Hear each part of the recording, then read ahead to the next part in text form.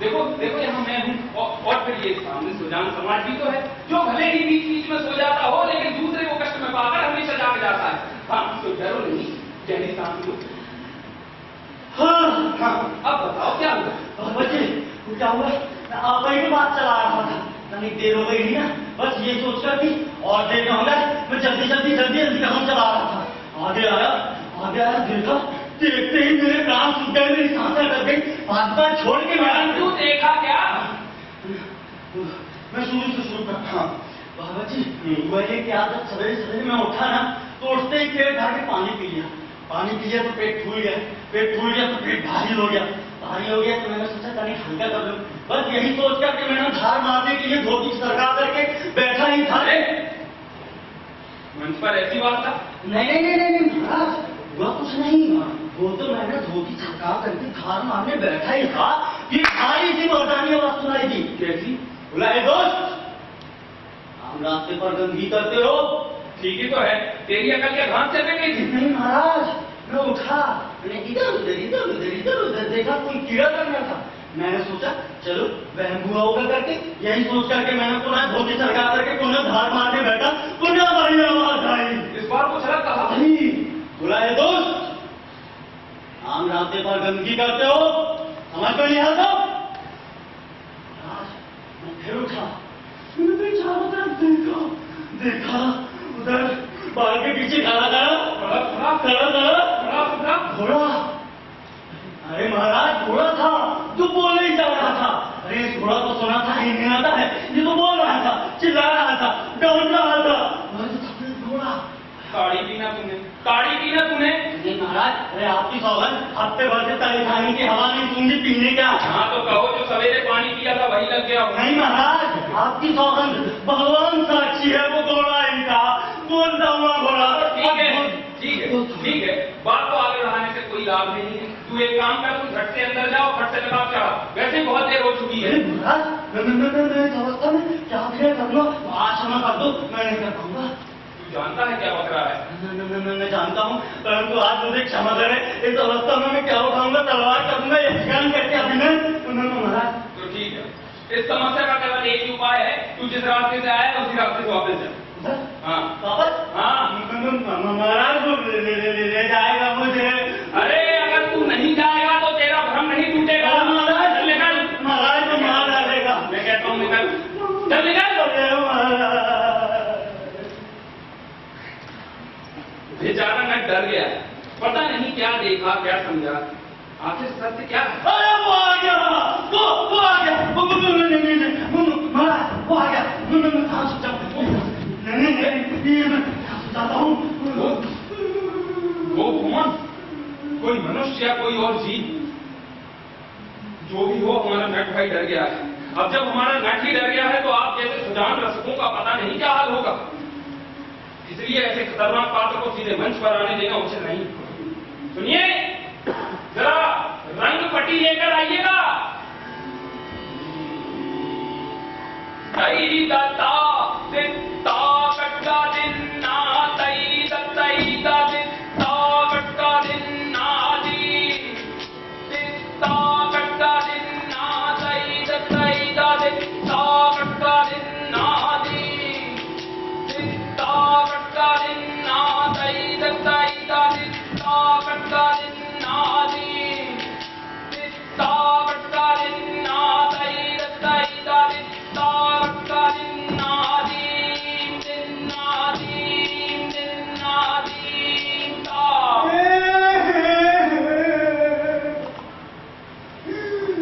कौन है?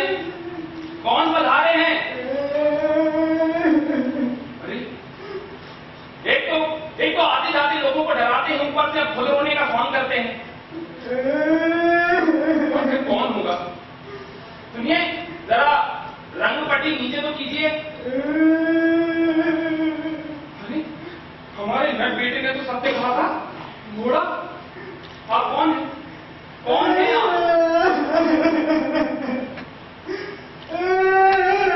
अरे चुप हो जाइए, घोड़े का मुखौटा लगाए लोगों को डराते हैं और अब मैं कहता हूं उतार फेंकिए ये मुखौटा।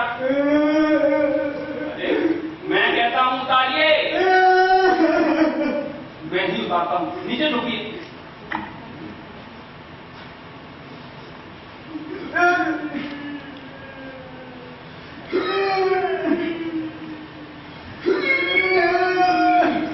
अरे ये मुखौटा तो एकदम चिपक गया है। मैंने तू वहां खड़ा खड़ा क्या कर रहा है? अरे नीचे आ। अरे नट बेटे, मेरा हाथ कटा, हम दोनों अभी मिलके मुखौटे को फाड़ फेंकते हैं। जल्दी आ।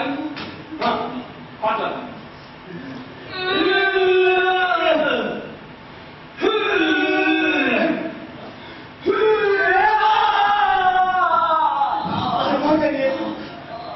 अरे नट बेटे, ये मुखौटा नहीं, ठोस मूड है। अद्भुत, अचंभा, चमत्कार। अरे अगर कोई तनिक देर पहले मुझसे कहता कि घोड़े के चेहरे वाला मनुष्य होता है तो मैं कहूँ दूर से हंस पड़ता। लेकिन अब क्या कहूँ? कौन हो तुम? किस ऋषि के शाप से तुम्हारी ये दुर्दशा हुई? हाँ? किस पवित्र स्थान को तुमने पवित्र किया? या सब किसी पति क्यों पंडित जी, कथा पुराण बांटते हैं, इसलिए जो जी में आया वो बोलने लगे। मैंने किस ऋषि का अपमान किया, किस तीर्थ को पवित्र किया? अरे तुम तो नाराज हो गए। और नहीं तो क्या, कौन से ऋषि, कौन सा तीर्थ, मैंने क्या बुराई की? वो याद है सामने, कह तो दे कि मैंने किसी का कुछ बुरा किया है, चाहे महाराज चित्रगुप्त ठीक है, होता ठीक है, बुरा मत मानो। अच्छा ये बताओ, तुम्हारा नाम क्या है? हयवदन। हयवदन नाम तो बड़ा उचित है, परंतु ये घोड़े का चेहरा कहां से पाया? ये बहुत लंबी कहानी है। अरे होने दो, इसीलिए तो नाटक खेल रहे हैं। नट बेटे, जरा रंगपट्टी अंदर लगाओ तो। तुम सुनाओ। मेरी माँ कर्नाटका की राजकुमारी। अच्छा, वो बड़ी ही सुंदर। जब वो सयानी हुई तो उनके पिता ने उनके लिए स्वयंवर रचा, अच्छा, जिसमें दूर दूर से राजकुमार है। कहां से? चीन से, रूस से, फ्रांस से। लेकिन मेरी माँ को उनमें से एक न आए। लेकिन जब स्वराज के राजकुमार आए, जो बड़े से सफेद घोड़े पर सवार थे, उनको देखते ही राजकुमारी अचेत हो गई। मेरी आदत है। अरे तुम चिंता मत करो, उसकी भी आदत है। तुम आगे सुनो। पिता प्रसन्न हो गए। आखिरकार कोई तो पसंद आया और विवाह की तैयारियों में जुट गए। लेकिन जो ही माता को होश आया तो जानते हैं उन्होंने क्या कहा? क्या कहा? उन्होंने कहा, मैं ब्याह करूंगी तो सफेद घोड़े से।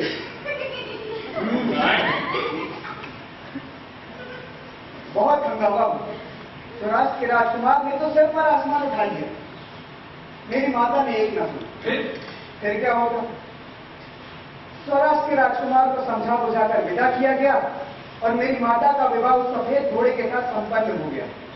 15 वर्ष तक दोनों का दाम्पत्य जीवन सुख से बीता।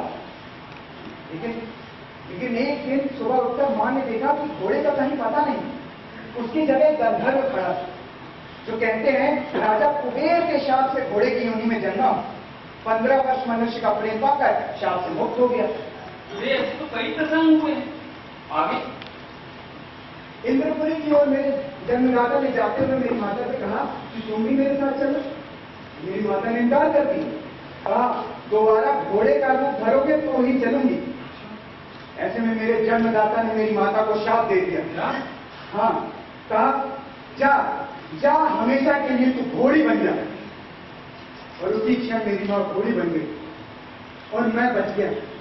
उन दोनों के अटपटे संयोग से उपजा पूत, आधा मनुष्य आधा घोड़ा। वैसे है वदन भाई, माथे का लिखा तो हर एक को भोगना ही पड़ता है। पर कैसा माथा भागवत जी, आप जैसा माथा होता तो खुशी से भोग लेता। पर इस माथे को लेकर मैं कहाँ डूब मरूं? फिर भी जो हुआ दिन काटता रहा, झेलता रहा। लेकिन अब मुझे पूर्ण मनुष्य होना है, पूर्ण होना है, पर कैसे? कैसे?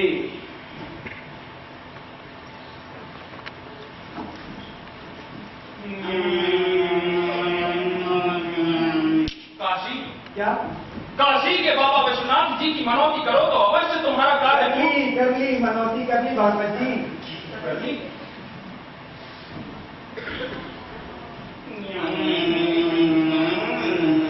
रामेश्वर, काशी काशी रामेश्वर गोकर्ण हरिद्वार गया केदारनाथ सब जगह गया। यही नहीं, ख्वाजा यूसुफ बाबा की दरगाह, माई मरियम का गिरजाघर, खंडोबा, काल भैरवनाथ, हज चंडिका देवी, लटके साहिबी, डूबे नागा बाबा, हर साधु संत पीर फकीर करकटे सरमुले जटाधारी लंगोटधारी सबके चरण पकड़े भागवत जी, लेकिन इस मूड से पिंड नहीं छुड़ा पाया। इस मूड से कितनी भी घृणा हो, लेकिन इन झूठे बालों का मुंह नहीं जाता, इसीलिए सिर्फ तिरुपति बालाजी के दर्शन नहीं किया। क्या तुम कभी चित्रकूट गए? नहीं। वही तो प्रकाश की है। चित्रकूट के पर्वत पर देवी का निवास है, जो भक्तों की पुकार सुनने के लिए सदा जाती है। सुना है जो मांगो वो देती है। पहले वहां हजारों लोग जाया करते थे, पर अब कोई नहीं जाता। क्यों बाबा जी? कहा ना, जो मांगो तो देती हैं, लोगों का विश्वास ही उड़ गया, बस जाना छोड़ दिया। लेकिन तुम वहां जाओ और तुम्हारे साथ जाएगा हमारा नट बेटा है। मैं नहीं। हाँ, तुम जाओगे क्योंकि तुमने उसका दिल दुखाया है और उसे चित्रकूट का रास्ता भी नहीं पता। अरे चलो। नमस्कार भागवत जी। चलो नट भाई, मैं तुम्हें कभी कोई कष्ट नहीं दूंगा। अपना अपना भाग्य, अपनी अपनी कामना, अपनी अपनी अपूर्णता। तो चलिए अपनी कथा पर लौटते हैं। यह है धर्मपुरी नगर, जिसके राजा है धर्मशील, जिनकी ख्याति और राजसीमा देश दिगंत में फैली है। और इसी नगर के दो युवक हमारी कथा के नायक युगल हैं। उनमें से एक का नाम है देवदत्त शर्मा, विप्रोत्तम पंडित विद्यासागर का एकमात्र पुत्र, सुधी पंडित विद्याधनी, कामदेव सा सुंदर, गौर वर्ण, कोमल ग्रंथ काया, जो न्याय और प्रेम के शास्त्रार्थों में दिग्गज पंडितों को परास्त कर चुका है। काव्य कला में बड़े बड़े महाकवियों को नीचा दिखा चुका है।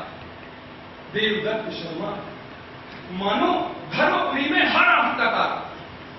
और दूसरा है कपिल, राजशस्त्रागार का स्तंभ पुरुष, कर्मकार लोहित का सपूत, मेघ सा सांवला रंग, सादा सा चेहरा था, लेकिन घरेलू कामकाज और शारीरिक शक्ति सामर्थ्य में एकदम असाधारण।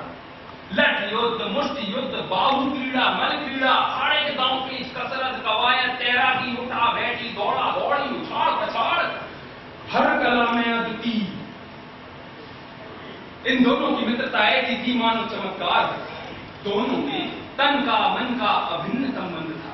और जब भी देवदत्त और कपिल की जुगल जोड़ी राजपथ पर चल पड़ती, तो नगरवासी कहते, राम लक्ष्मण, कृष्ण बलराम लव बुझ जा रहे हैं। मंदम मंदम नदति पवनश्चानुकूलो यथात्मा, वामश्चायं नदति मधुरम चाक तत्ते तगंधा।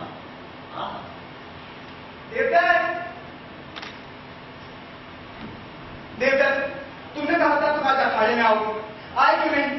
कितनी देर तुम्हारी राह देखता हूं मैं। किस कार्यवश? अरे मित्र, कहा नहीं था आज गंधार देश का मल आने वाला है? आज वो आया था गंधार देश का मल, इसीलिए मैं तुम्हारे पास नहीं आ पाया मित्र। गंधार देश का मल कहते हैं दक्षिण की दिग्विजय पर निकला है। हमारे अखाड़े का नाम सुना था तो यहां भी आजमाइश के लिए आ गया। उसी वक्त मैं और नंद कुश्ती लड़ रहे थे, मेरे सामने ही बैठा था। मैंने जो ही नंद को मगर पछाड़ा वो झड़ के बोलता, वाह वाह बहादुर वाह। उसने तो मुझे चुनौती दे दी, मेरा दिल कांप गया। फिर भी मैंने बोला जो होगा देख।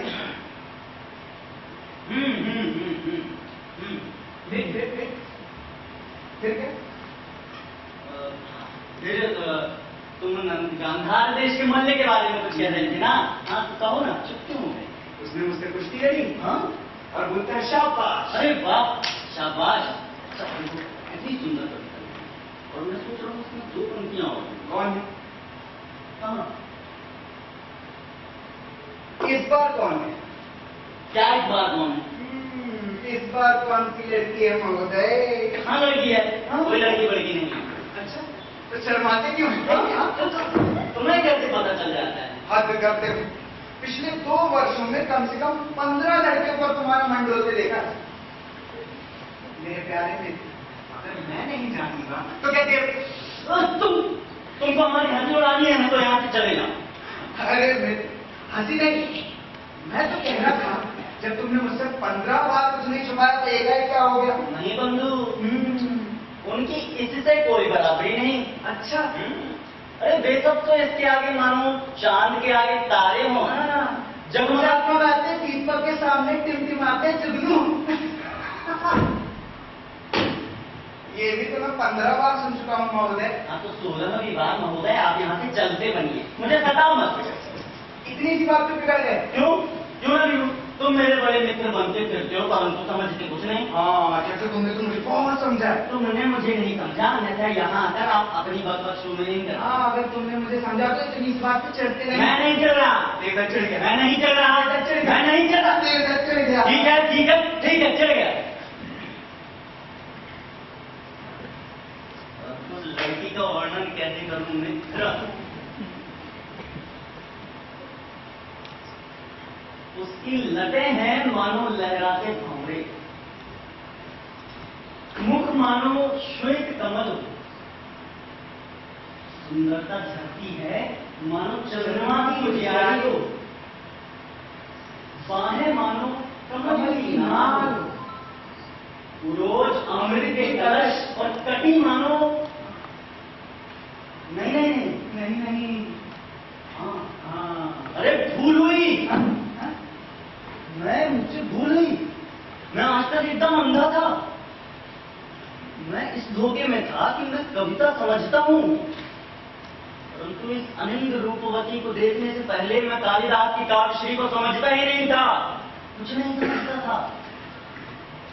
तन्वी श्यामा, शिखरी दर्शना, पत्तो बिंबाद रोष्ठी, मध्य श्यामा चकित हरिणी, प्रेक्षणी निम्न नाभ। वाह वाह प्रभु वाह वाह। श्यामा नायिका कालिदास के जादुई वर्णन से उपजी वात्स्यायन की स्वप्न सुंदरी। कपिल पलों भर की झलक में ही प्रणय काव्य में वह मेरी गुरु बनी। कपिल क्या वह स्वयं प्रणय में मेरी शिष्या बनने को स्वीकार करेगी?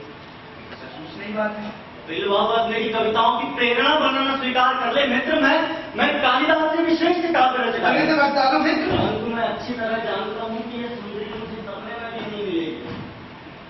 और क्या करूं, मन नहीं मानता।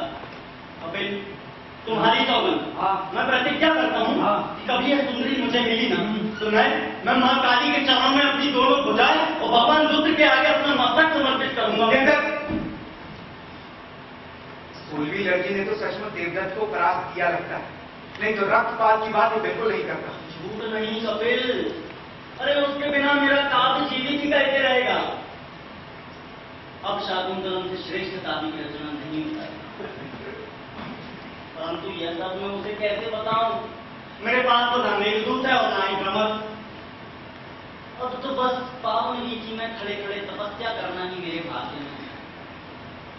पावन वीथी क्यों? वही रहती है वह। तुम्हें कैसे पता?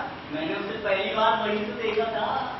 कपिल नजरें हटाते नहीं बनी और मैं पीछे पीछे पीछे पीछे मैं उसके घर तक पहुंच गया।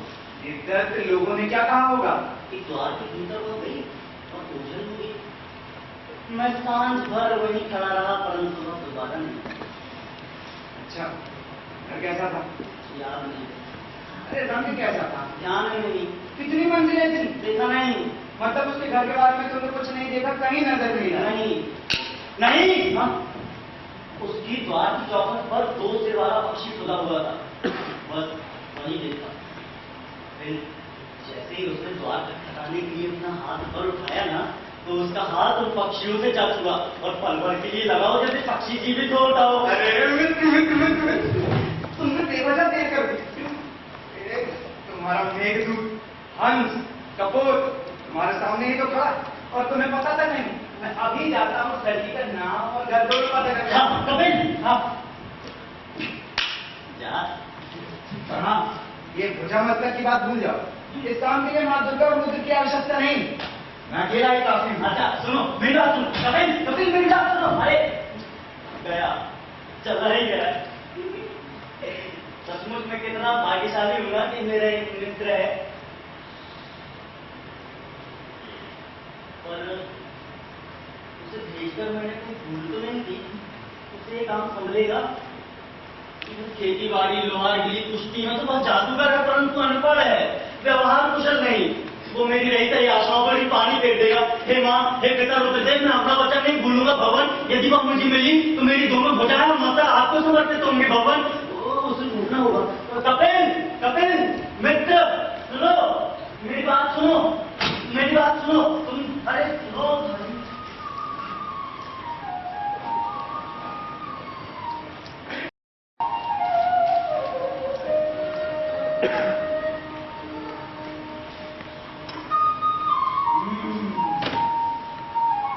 यही है पावन वीथी, व्यापारियों का शहर। बाप रे बाप, कितने बड़े बड़े घर हैं। आश्चर्य है, इतने बड़े घरों की भूलभुलैया में लोग खो क्यों नहीं जाते। हाँ, वो दो सिर वाला पक्षी ढूंढना है। ये क्या है? गरुड़, घोड़ा,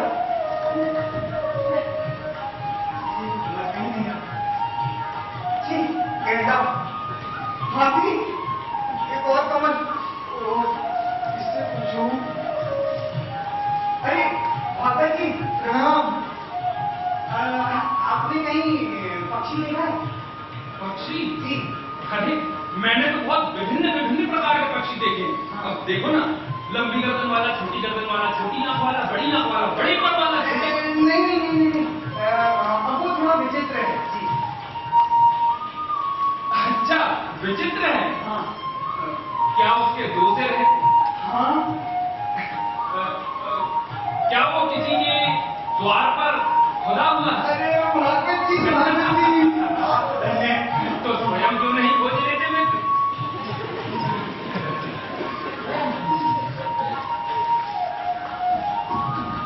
अरे ये तो रहा, मेरी आंखों से छुप ही गया। कितनी बारीकी से खुदा है। आप खोलो तो देखें। लेकिन घर किसका है? घर में ही पूछ लेता हूं। घर पे कोई है? कोई है?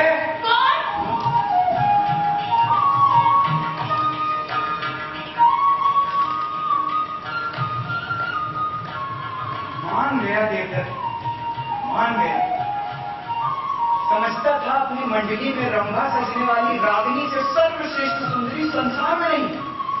लेकिन ये, इसे यक्षिणी कहूं, इंदुमती कहूं या उर्वशी, सब एक साथ। आपने कहाँ से बताया? ऐसे मूर्ख बने क्यों खड़े हैं? नहीं, हाँ, मैं जानना चाहता था ये घर किसका है। आपको किसका घर चाहिए था? यही घर। इस घर में कितने काम हैं? इस घर के स्वामी से। अच्छा, उन्हें जानते हैं? नहीं। पहचानते होंगे? नहीं। अच्छा, अमीर है? जी नहीं। ओ, देखे होंगे? नहीं। जानते नहीं, पहचानते नहीं, देखा नहीं, मिले नहीं। ऐसे व्यक्ति से आपको क्या काम है? मैं आपसे नहीं कह सकता। तो फिर आप किससे कहेंगे? आपके पिताजी से। आपको मेरे पिताजी से काम है या फिर इस घर के स्वामी से? क्यों? वो दोनों एक नहीं है। सुनिए, मेरे पिताजी इस घर के चाकर हो सकते हैं या इस घर के स्वामी मेरे पिताजी के चाकर हो सकते हैं, या फिर यूं कहिए कि मेरे पिताजी इस घर के स्वामी के चाचा, ताऊ, जमाई, बड़े फूफाजी, बड़े भैया, कुछ भी हो सकते हैं। ठीक है, आप तब बताइए किसे बुलाऊं? अपने पिताजी को बुला दीजिए। अगर वो ना हो तो किसी को बुलाइए। किसे? चाचा, ताऊ, जमाई, बड़े फूफाजी, बड़े भैया, किसे? कोई भी चले। पर कौन? अपने भाई को बुला दीजिए। नहीं जानते? नहीं। तो पहचानते हो? नहीं। अच्छा, मिले? देवी जी कृपा करके इस घर के स्वामी और पिताजी दोनों अलग है, तो उनमें से किसी को भी बुला दीजिए। वैसा नहीं चलेगा। नाम तो जानना है। देखिए बहुत आवश्यक है, मैं पाँव पड़ता हूँ। आप मेरे पाँव छुएंगे? हाँ? आपको पता है मैंने इस घर में सभी के पाँव छुए, मेरे बस किसी ने ना छुए। आप तो छुएंगे ना? हार गया देवी जी, मिट्टी में मिल गया। अब तो कृपा करिए, कम से कम इस घर के किसी नौकर को ही बुला दीजिए। कि यानी नहीं छुएंगे? मैं जानती हूँ आजकल ना किसी का भरोसा नहीं है। अच्छा सुनिए, द्वार मैंने खोला ना, तो मुझे को दरबान समझिए और बताइए क्या काम है? ठीक है। आप पंडित प्रोतम विद्यासागर को जानती हैं? संभव है। हाँ, तो उनके एकमात्र सुपुत्र देवदत्त को भी जानती हूँ। पिता से भी बढ़कर पंडित, महाकवि, काव्यशास्त्र विनोद में पूर्ण पारंगत, सज्जन, गुणवान, स्नेहशील, सुकुमार, तेजस्वी मुख, अवस्था 24 वर्ष, ऊंचाई 68 अंगुल। पर ये 68 अंगुल आपको कौन लगता है? मित्र, संसार में सबसे पक्का मित्र। लेकिन अब मुख्य सवाल ये है कि मेरा मित्र आपका क्या होगा?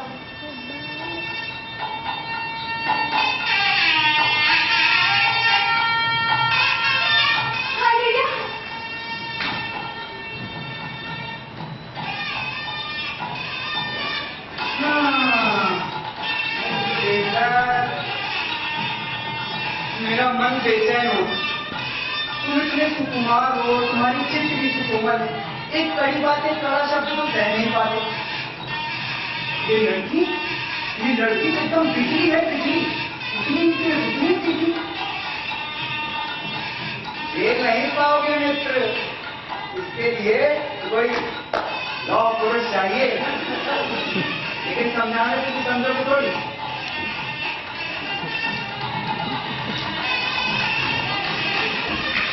अब अपने सुजान रसिकों को ये बताने की आवश्यकता नहीं कि क्या हुआ होगा। जो होना चाहिए था वही हुआ। पद्मिनी धर्मपुरी की एक प्रमुख व्यापारी पुत्री है, जिसके घर स्वयं लक्ष्मी कुमारी देवी और देवदत्त के घर सरस्वती हाथ जोड़े खड़ी रहती है। तो जन्म क्यों होता? पद्मिनी देवदत्त की गृहिणी बनी, गृहस्वामी बनी। देवदत्त भी कपिल का एहसान कभी नहीं भूला और तीनों की दोस्ती ऐसे ही फलती फूलती रही।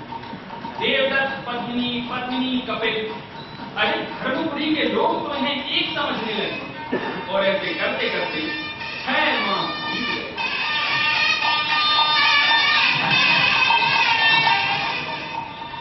मैंने जो कहा है वो तो सुनना ही नहीं सीखा। हमेशा अपनी अपनी कपड़े रखते रखनी है, सारे ठीक ठाक। हाँ, सवेरे ही रख लिए थे। इसे भी रख लो और प्लीज इसे अच्छे से रखना। और बेहतर भाई हो सकता है खुले में सोना पड़े, रात में सर्दी लगेगी, कम से कम 2 कंबल चाहिए। तुम चिंता मत करो, मैंने 3 रख लिए हैं। ये कपड़े कहाँ ले गया? देखो अभी तक नहीं आया। तुम्हारे लिए शॉल, गर्म कपड़े, कान ढकने के लिए, पैर ढकने के लिए। तुम यहाँ धो क्या गए हैं? हाँ, सवेरे से रट लगाए बैठो, ये बांध ली, वो कर ली, ये मैं कम से कम 10 बार तुमसे कह चुका हूँ मम्मी, तुम्हारी इस दशा में यह यात्रा मुझे पसंद नहीं है। तुम्हें आराम करना चाहिए। ना जाने वाला रास्ता कैसा होगा, गाड़ी कैसी होगी, कहाँ ठहरेंगे, परंतु नहीं, तुमने मेरी एक ना सुनी। पर मुझे हुआ क्या है? तुम ना बिना बात चिंता करते हो। क्या इस संसार में और कोई स्त्री का भी गर्भवती नहीं हुई क्या? तुम तो ऐसे डरते हो ना, मैं जरा हिली डुली कि आसमान हट जाओ सब खत्म। हाँ, ऐसी बातें मत किया करो। हाँ, लो भूलोगे, जी काटे की। तुम्हें तो कोई दुविधा नहीं, जो जी में आए बत्ती रहती, तो दिन भर बच्चों की ये कपिल क्यों यहाँ? तुम कितनी देर हो रही है? और बस ये दिन भर कपिल कपिल। ऐसा क्यों कह रहे हो? क्यों ना कहूं? उस दिन मैं तुम्हें भारत का नाटक सुनाना चाह रहा था, हाँ। परंतु नहीं, उसी समय टपक पड़े महाराज। तो वो बात चुप रही है। पर तुम बढ़िया गाँव बात करती हो, इसलिए मैंने उसे सुनने को बुलाया था। मैं अगर जानती ना कि तुम इस बात का इतना बुरा मानते तो। अरे बुरा नहीं मानता, मैं बुरा मान रहा हूँ। रही कपिल की बात तो मैं उसे भाई नहीं मित्र का दर्जा देता हूँ और भाई का भी दर्जा देता हूँ। परंतु मेरी भी कुछ इच्छा है। मैं भी चाहता हूँ कि 2-1 दिन केवल दोनों साथ में रहें। तो मैं बिठाकर कुछ कविताएं सुनाऊं, कुछ बातें करूं। मेरा ये सोचना है। परंतु नहीं, कपिल महाराज आते भी हैं तो कविता पाठ थोड़ी ही होती है। उनके आते ही बस तुम्हारा कपिल। ऐसा क्यों कह रहे हो तुम? मुझे तो पता ही नहीं कि तुम कपिल से इस हद तक जलते हो। मैं जलता हूँ कपिल से। तुम मेरी हर बात का उल्टा अर्थ क्यों निकालती हो? अरे तुम फिर चढ़ गए। मैंने मजाक में कहा, तुम मजाक की बात बिल्कुल नहीं करती। आपके लिए होगी मजाक, मेरी नहीं, मेरी सांस अटक जाती है। अच्छा ठीक, ये कान पकड़ ली। अब ठीक है, आओ। अरे क्या हुआ? आओ। मैं किसी तरह से बहुत पीड़ा हो रही है। हाँ। मैं पानी लाऊं? हाँ। मैं फ्रेश को बुलाऊं? हाँ। तुम नहीं सुधरोगी ना? क्या करूं? बचपन से बातें करने की आदत जो पड़ी है। सच, तुम ना बिल्कुल बच्चे। कभी कभी तो मुझे लगता है मेरा बच्चा पैदा होने से पहले ही तुम बच्चे के रूप में पैदा हो चुके हो। हाँ, अब देखो ना, अभी अभी तुम कपिल पर कैसे चिढ़ गए, पर क्यों? तुम मेरे सुहाग हो, मेरे सिंदूर हो, तुम्ही ने तो मेरे जीवन में खुशियों के फूल खिलाए, सुख के द्वार खुले, फिर भी क्यों झुंझला जाते हो? और वो कपिल, वो कितना भोला है, उससे बात करते समय कब समय कट जाता है पता ही नहीं चलता। एकदम उजड़ मानो से। पर पता है, मुझसे बात करते समय लाज से ऐसे लाभ होता है जैसे नई दुल्हन हो। इस दुल्हन को कभी लजाती नहीं। इस दुल्हन को लजाना भी तो नहीं सीखा है, अब सीख रही हो ना उस वनमानुस को देखकर। ये क्या तुमने फिर बात में लगा लिया? ये कभी आया इसकी भावना। सचमुच ये इतनी ना समझे, जानबूझकर उसे खेलती है। ये कपिल पहले कभी नहीं लजाता था, परंतु अब पद्मिनी को देखते ही पूंछ हिलाने लगता है। ऐसे बैठकर उसका मुंह काटता रहता है कि मुंह से एक शब्द धरती पर न गिर जाए। में तैसी लालसा क्या वो कपिल को स्त्रियों से बात करना ही नहीं आता। वो जानता ही नहीं कि उनसे बात कैसे करते हैं, उनसे व्यवहार कैसे करते हैं। तुम्हारा मतलब कपिल से बात करने में डर है? तुम्हारी बातों से तो लगता है कपिल तुम्हारा मित्र ही नहीं रहा। पद्मिनी, तुम मेरी हर बात को क्यों बिगाड़ती हो? अब मैंने क्या कह दिया? तुमने कह दिया वो मेरा मित्र नहीं रहा। अच्छा, ठीक है, तुम्हारा जो जय नहीं जाना है तो ना जाए, हम फिर कभी चलेंगे। कपिल से कह देना मेरी तबीयत ठीक है। हाँ, तुम्हें निराशा न हो तो मैं तो यही चाहूंगा। कपिल से ईर्ष्या के कारण नहीं, मुझे उससे कोई ईर्ष्या वीर्ष्या नहीं है। वो तो तुम अभी पहली बार कर सकती हो ना। पहली बार का मतलब 6 महीने में कोई कितनी बार गर्भवती होता है? तुमने फिर शुरू कर दिया। भूल गई, लो कान पकड़ो, अब नहीं सच्ची। तो फिर ठीक है, आज हम दो ही करता हूँ, ठीक है? और मौका चाहता सब जा रहे हैं तो मैं उन्हें चला दूँगी। हाँ हाँ, आज रात में हम अच्छे से कविताएं करेंगे, कुछ बातें करेंगे और दिल से हमें एकांत लो आ गया कपिल, अब उसे तुम ही समझाना।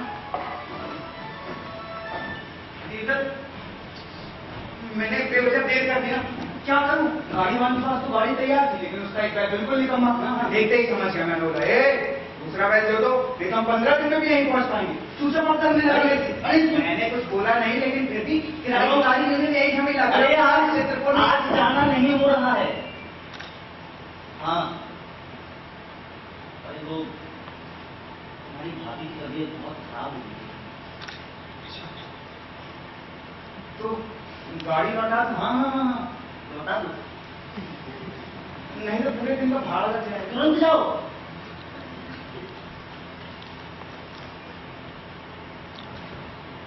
यात्रा नहीं हो, अब मैं पूरा दिन क्या करूंगा? अगले 8 दिन कहां जाऊंगा? देवदत्त ने जैसे ही कहा तो ऐसा क्यों लगा जैसे किसी ने मुझसे मेरे 8 दिन छीन लिए हो। ये खालीपन मुझमें क्यों? कपिल, कपिल समझ जा, तू फिसल रहा है। अपने आप को काबू में कर, अपनी पकड़ ढीली ना होने दे। अगले 8 दिन इधर आना ना आने से देवदत्त नाराज होगा। शायद भाभी भी बुरा मान जाए, लेकिन मत आना। जा, अभी चला जा। देवदत्त, हाँ? मैं चलता हूं। नहीं रुको। बोलते रहो फिर। भाभी की तबीयत खराब है ना। हाँ। अरे कहाँ जा रहे हो? जाना नहीं है क्या? एक तो इतनी देर से आए हो। भाभी, लेकिन आपकी तबीयत। क्या हुआ मेरी तबीयत को? हाँ, वो सर में थोड़ा सा दर्द था, सो के लिए थे, ठीक हो गया। अब इतने से दर्द के लिए कार्यक्रम में बदले। और तुम भी खूब करते हो। सवेरे से रट लगा बैठती हो, उज्जैन जाना है और ऐसे क्यों खड़े हो? सवेरे ये तो बिना बात चिंता करते हैं, पर तुम इतनी देरी से क्यों आए? भाभी, अगर आपकी तबीयत खराब है कहा ना दर्द नहीं है, अब फिर सर फोड़ कर दिखा दूं। पद्मिनी, तुम्हारी अवस्था में कपिल, वो जो गट्टी रखी है अपनी गाड़ी में रखो। जल्दी करो। ठीक है, नहीं रख देती हूँ। नहीं भाभी, मैं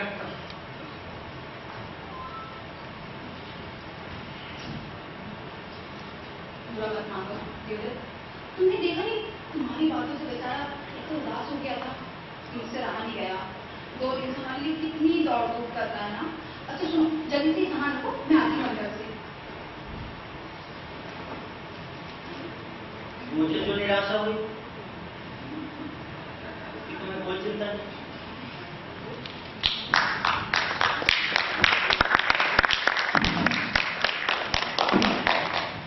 का बच्चा पेट में और तुम्हें चीज जाना।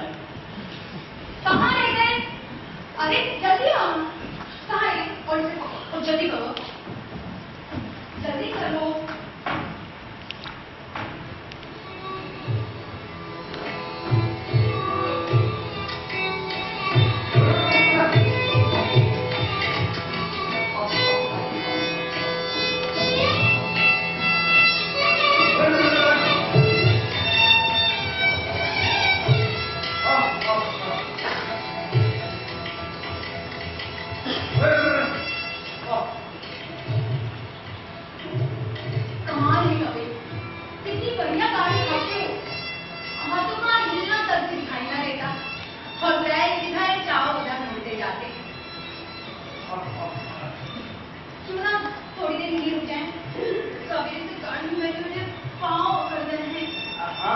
अभी गाड़ी रोक देता हूँ।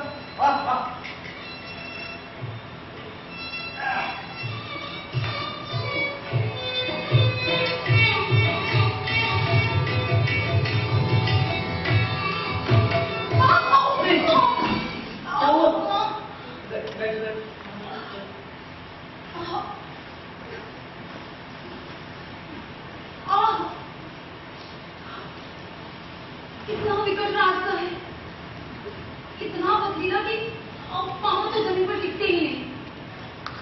अरे पर गाड़ी में तो पता ही नहीं चलता था। सच, तुम गाड़ी ऐसे हाँक रहे थे ना, मानो गाड़ी तैर रही हो। कपिल, वो गाड़ी का पेड़ है जिनसे वो ये हाँ ये पेड़ भाभी सुहाग का फूल है। ये सुहाग का फूल, हाँ, बड़ा विचित्र नाम है। आप रुको, मैं लेकर आता हूँ। अरे कपिल वो लग जाएगी। कपिल कुछ नहीं होगा भाभी।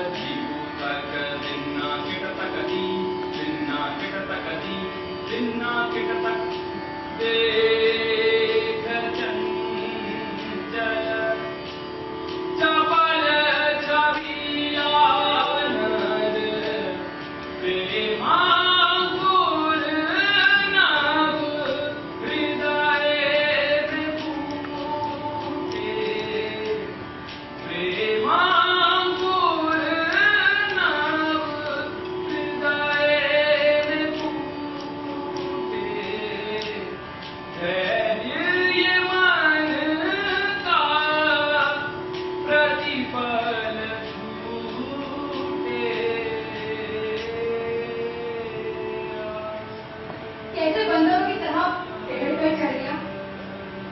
कहने से पहले उसका उतार दूसरी कसी और एक ही छलांग में पहुंच गया। जैसे कुत्ती का फव्वारा, ये सुरौल काया, चौड़ी पीठ, तरंगों से थिरकती मांसपेशियों से भरे समुद्र की तरह निहारती रही तो रोम रोम खिल उठा। दिन भर कितना बोल रही थी, सांस तक न लेती थी, परंतु अब क्यों चुप हो गई? जैसे किसी गंधर्व ने शिकारी का जन्म लिया हो। इसका अंग अंग थिरकता है, इसका शरीर धड़कता है, जैसे कोई नृत्य हो। पत्नी का भी त्याग हो। कपिल का शरीर भी इतना आकर्षक है, अचरज है। इतने बरस साथ में रहे परंतु इस आकर्षण का भान तक नहीं हुआ। इतना अबोध था मैं, एकदम बच्चा। पता नहीं किस भाग्यशालिनी का हाथ थामेगा ये सुवर्ग का आया। इसे देखकर तो कोई भी नारी मुग्ध हो जाए। सच, कोई भी नारी मुग्ध हो जाए, तुम्हारी हो चाहे तुम्हारी हो। हाँ, तुम्हारी हो चाहे। कैसा मूर्ख था मैं। आज तक केवल कपिल की याचना भरी दान की भीख मांगती आंखों को ही देखा था। कभी पद्मिनी की आंखें नहीं पड़ी थी और कभी देखा भी तो सतह के नीचे नहीं झांक सका। परंतु आज उस गहराई का पता चला है और वहां से उसकी लपटें दिखाई पड़ रही हैं। आज इतने दिनों बाद देख देवदत्त, देख, अच्छी तरह देख। पद्मिनी की आंखों से लपकती उस पीली जामुनी ज्वाला को देख। देख वो कैसे अपने संपूर्ण अंतरंग को पिघलाकर कपिल के सांचे में उड़ेल रही है। देख, भले ही तेरी अतड़ियां थोड़ा चाहे तेरे फेफड़े जलकर राख हो जाए और मुंह न फेर। देख और चीख मत। अपनी यातना को अपने गले में ही ठोंक दे। अपनी संगिनी की आंखों में झांक दे तक,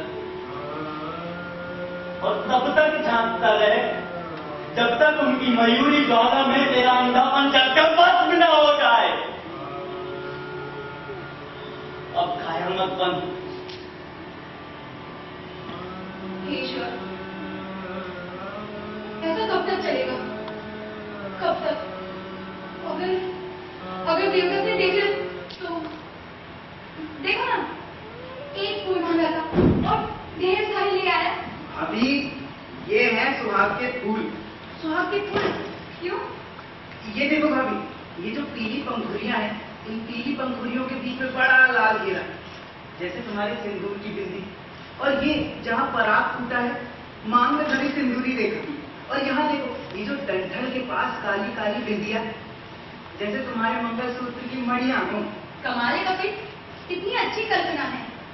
सुनो, अपनी कविता में उपयोग करना, बढ़िया उपमा होगी। हाँ चलो, बहुत देर हो गई। अब थोड़ी देर रुको ना। सवेरे से गाड़ी खड़े कहाँ पकड़ गए हैं? क्यों ना यही आसपास कहीं टहलने चले? मुझे तो पता ही नहीं था उज्जैन का सफर इतना सुहावना होगा।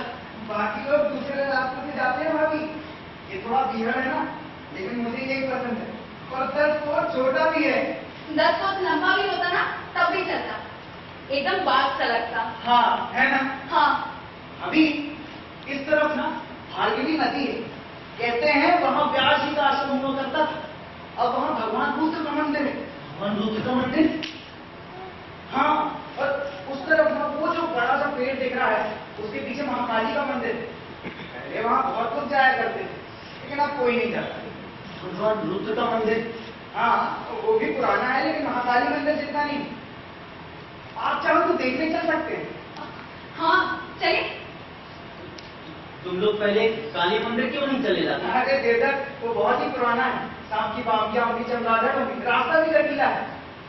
रुद्र मंदिर चलते हैं ना, पास भी है। हाँ चलो ना, देखा है। नहीं नहीं, तुम लोग जाओ, मैं यहीं रहता हूँ। और यहाँ क्या करोगे तुम? ये मैं यहाँ बैठकर सामान की रखवाली करूँगा। अरे देवदत्त, जिंदाड़े यहाँ किसी चोर डाकू का कोई खतरा नहीं।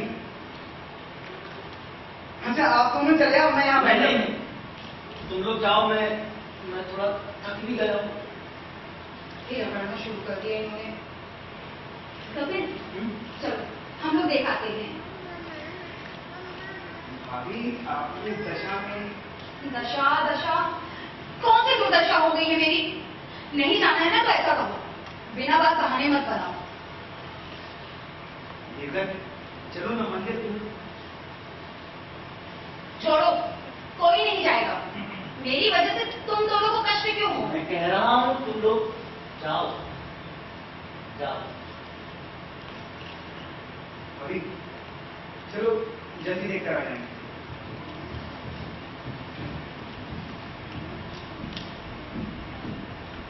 जाओ पद्मिनी, जाओ कपिल।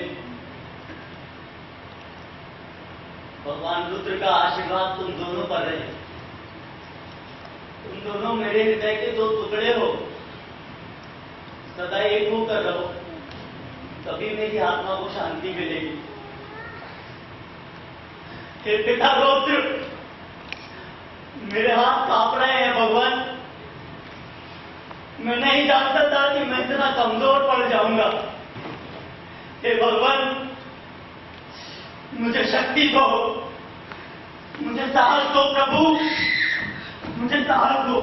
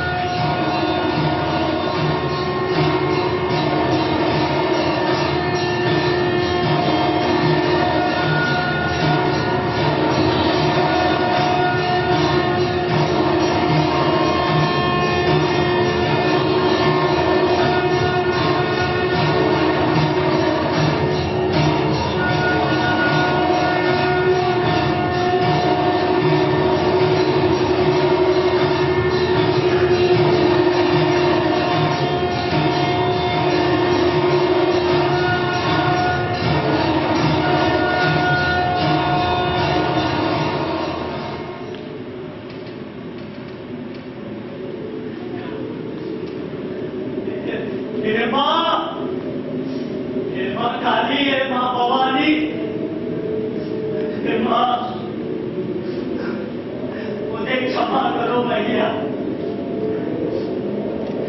मैं अपना वचन भूल गया था। तुमने मेरी इच्छा पूरी की, पद्मिनी मेरी अर्धांगिनी हो गई। उसी क्षण मुझे अपना वचन याद आना चाहिए था, पर तुम्हारे लिए वो गुजरात में मैं तुम्ही को भूल गया। मां, पर आज मैं उसी वचन को पूरा करने आया हूं। मां, तुम्हारी लीला अपार है। तुमने वचन पूरा करने के लिए तलवार भी जुटा रखी है, वरना इस दोनों स्थान पर यहां तलवार रखकर पहुंच जाता है। मां, न जाने इस तलवार ने कितने जीवों की बलि तेरे चरणों में चढ़ाई होगी। ले मां, आज मेरा मस्तक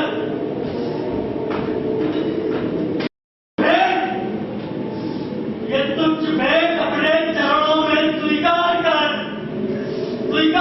मां।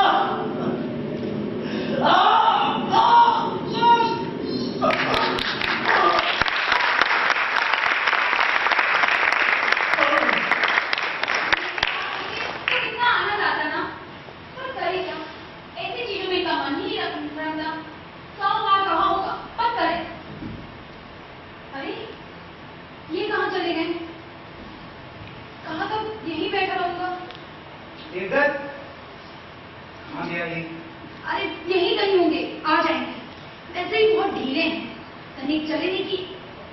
देवदत्त, देवदत्त, चिल्ला क्यों रहे हो? कहाँ ना आ जाएंगे? कपिल, यहाँ बैठो। भाभी, हाँ, उसके पैरों की छाप। देवदत्त उस तरफ गया है, लेकिन वहां तो महाकाली का मंदिर है। पता नहीं इन्हें आज हो क्या गया है। रुद्र मंदिर गए ही अकड़े और वापिस टहलने चल दिए। भाभी, तुम यहीं बैठो, मैं देख कर आता हूँ कहाँ जाऊँ। अरे कपिल रुको, तुम कहाँ जा रहे हो? और वैसे भी दिन दहाड़े यहाँ किसका डर है? नहीं भाभी, कोई रास्ता भटक गया तो पूरी रात हमें यहीं बितानी पड़ेगी। घना जंगल है, आप यहीं बैठो, मैं आता हूँ। कपिल रुको ना, कपिल! ये भी चला गया। सचमुच लगता है इसको मुझसे ज्यादा उनकी फिक्र है।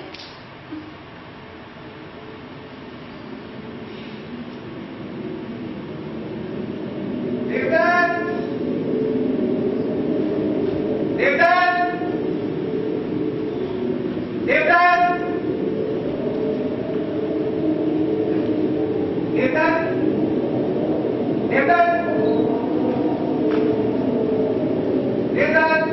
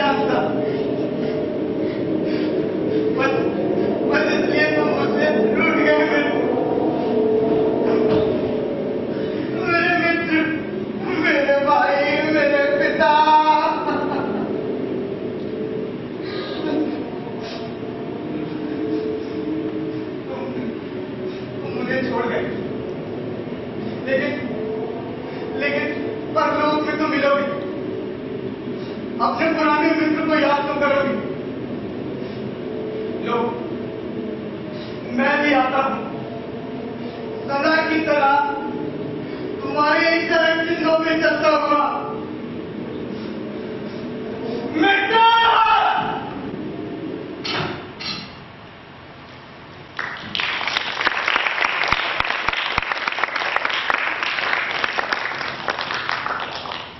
अभी तक कोई नहीं आया।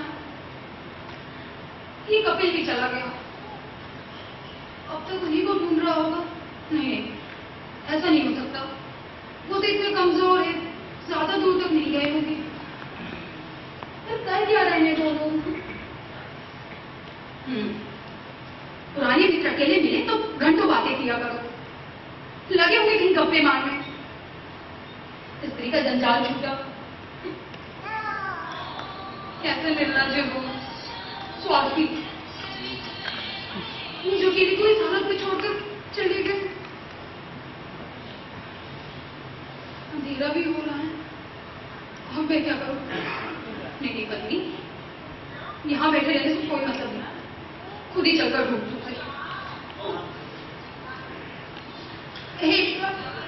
अभी मुझे रात में साफ ही साफ लेना तो अच्छा है। इनकी पलक तो टलेगी। कपिल, देवदत्त,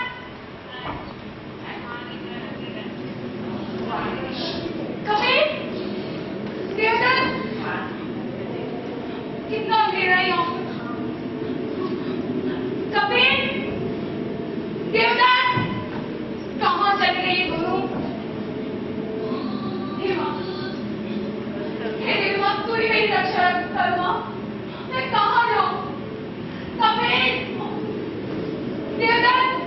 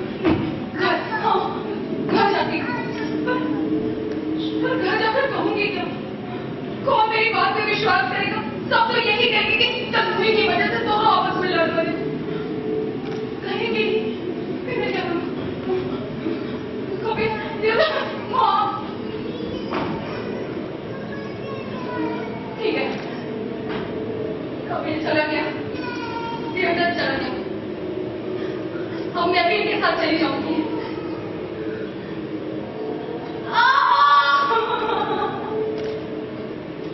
मुझमें तो अपना सर काट लेने तक की भी हिम्मत नहीं है। और तुझे क्या माँ, तुझे तो एक और बलि चाहिए ना? ठीक है, ले माँ, ये अपनी तीसरी बलि तू स्वीकार कर।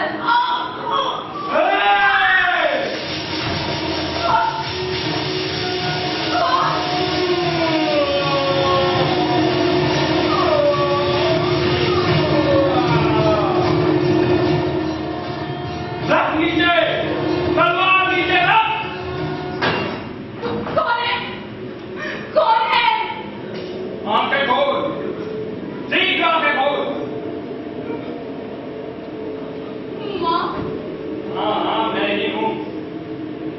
पहले यहाँ इस समय मंगल आरती हुआ करती थी। उस मंगल आरती में सभी भक्त मिलकर मादल, पखावज, ढोल, ताशा, मंजीरा, गंजीरा और पता नहीं क्या क्या इतनी जोर जोर से बजाते थे कि मेरे कान फट जाते थे। उतने शोर से उस आरती की बेला में मैं पूर्ण रूप से जागी रहती थी। पर अब ना भक्त बचे हैं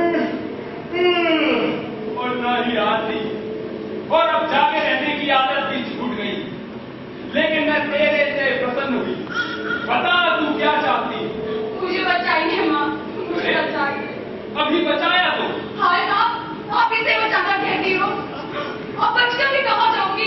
क्या कहूंगी? ना जाकर कौन सा मुंह दिखाऊंगी माँ? हाँ, ठीक है, बार बार वही रोना। चल एक काम कर, इन दोनों के सर इनके शरीर से लगा और तलवार से दबा दे, दोनों जी उठेंगे। ठीक? हाँ माँ, आप ही का सवाल है, आप ही कर लो, आप ही कर लो, आप ही। बस जो कहा तो कर।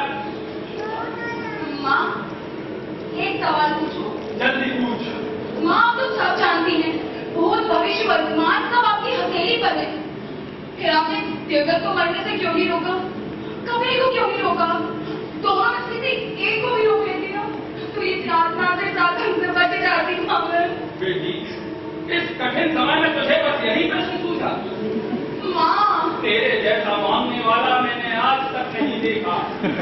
पर आप तो सब जानती हैं, आपसे कोई क्या छिपा सकता है? ये सत्य है। फिर आपने क्यों नहीं रोका?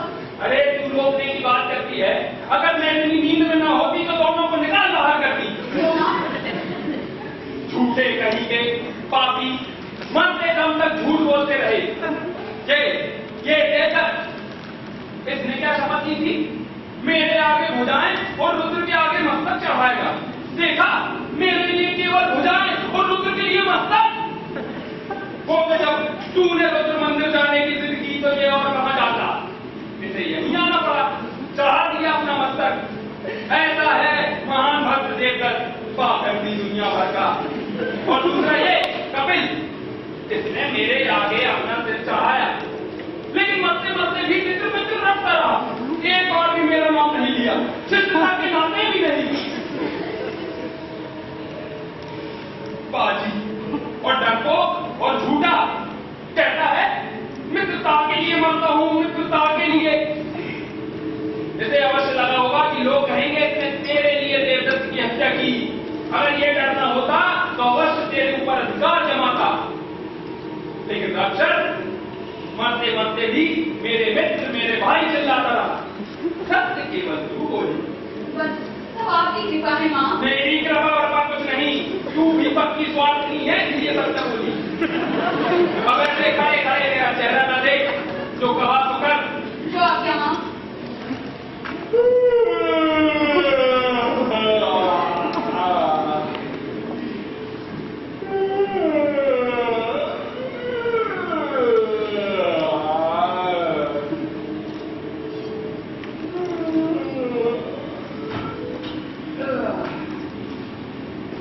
सब हो गया माँ? हाँ?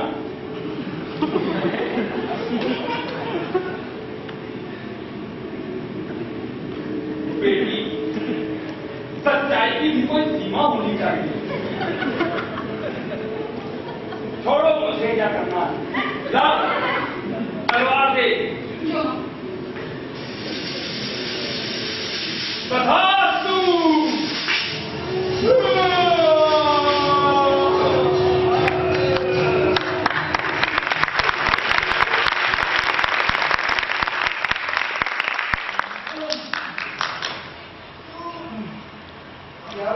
देवदत्त की आवाज, कपिल की आवाज।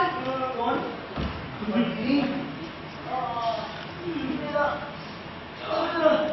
माथा इतना भारी क्यों हो गया है? मेरा शरीर इतना भारी क्यों है? हे माँ, ये मैंने क्या कर डाला? हे माँ, तू ही कोई रास्ता दिखा, तू ही मेरी रक्षा कर। मैंने ये क्या कर डाला माँ, मेरी लाज है। रो रही हो पत्नी? क्या हो गया? क्या बताऊँ कपिल? अरे क्या बताऊँ देवदत्त? कैसे समझाऊँ कपिल? देवी माँ स्वयं प्रकट हुई थी। हाँ, उन्होंने तुम दोनों को प्राण दान दिए, लेकिन उतावली में आकर मैंने तुम दोनों के मस्तक की अदला बदली कर दी, सिरों की अदला बदली कर दी। मैं पापी हूँ, मुझे नहीं होगी, मुझे जो चाहे वो सजा दो, मुझे क्षमा कर दो। हाँ, मुझे क्षमा कर दो। ये मेरा शरीर मित्रता का समझ रहा है। लग रहा है प्रभावी हो गया। पद्मी, हम क्षमा मांग रहे हैं। तुम्हारा तो धन्यवाद करना चाहिए। धन्यवाद। अदला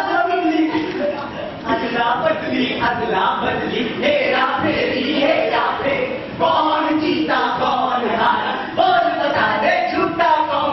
अदला बदली, हेरा फेरी, कौन जीता कौन हारा, बोल बता दे झूठा कौन। अरे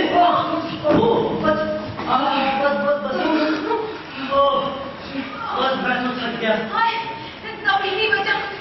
ऐसा कभी भी कहीं भी नहीं हुआ होगा।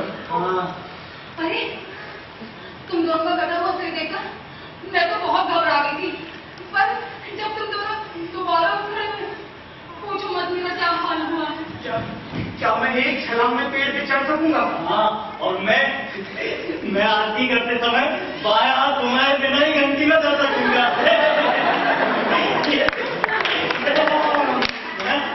कोई यकीन नहीं करेगा। अब किसी से कहेंगे भी नहीं। हाँ, लेकिन ये कैसे संभव है? लोगों को देखते ही पता चल जाएगा। कोई नहीं समझेगा मित्र। नहीं, लेकिन यदि पता चल गया तो लगा लो। लेकिन ये कैसे संभव अरे है? अभी चीज की चिंता क्यों? चलो अरे तो अब क्या नहीं, सीधे घर चलेंगे।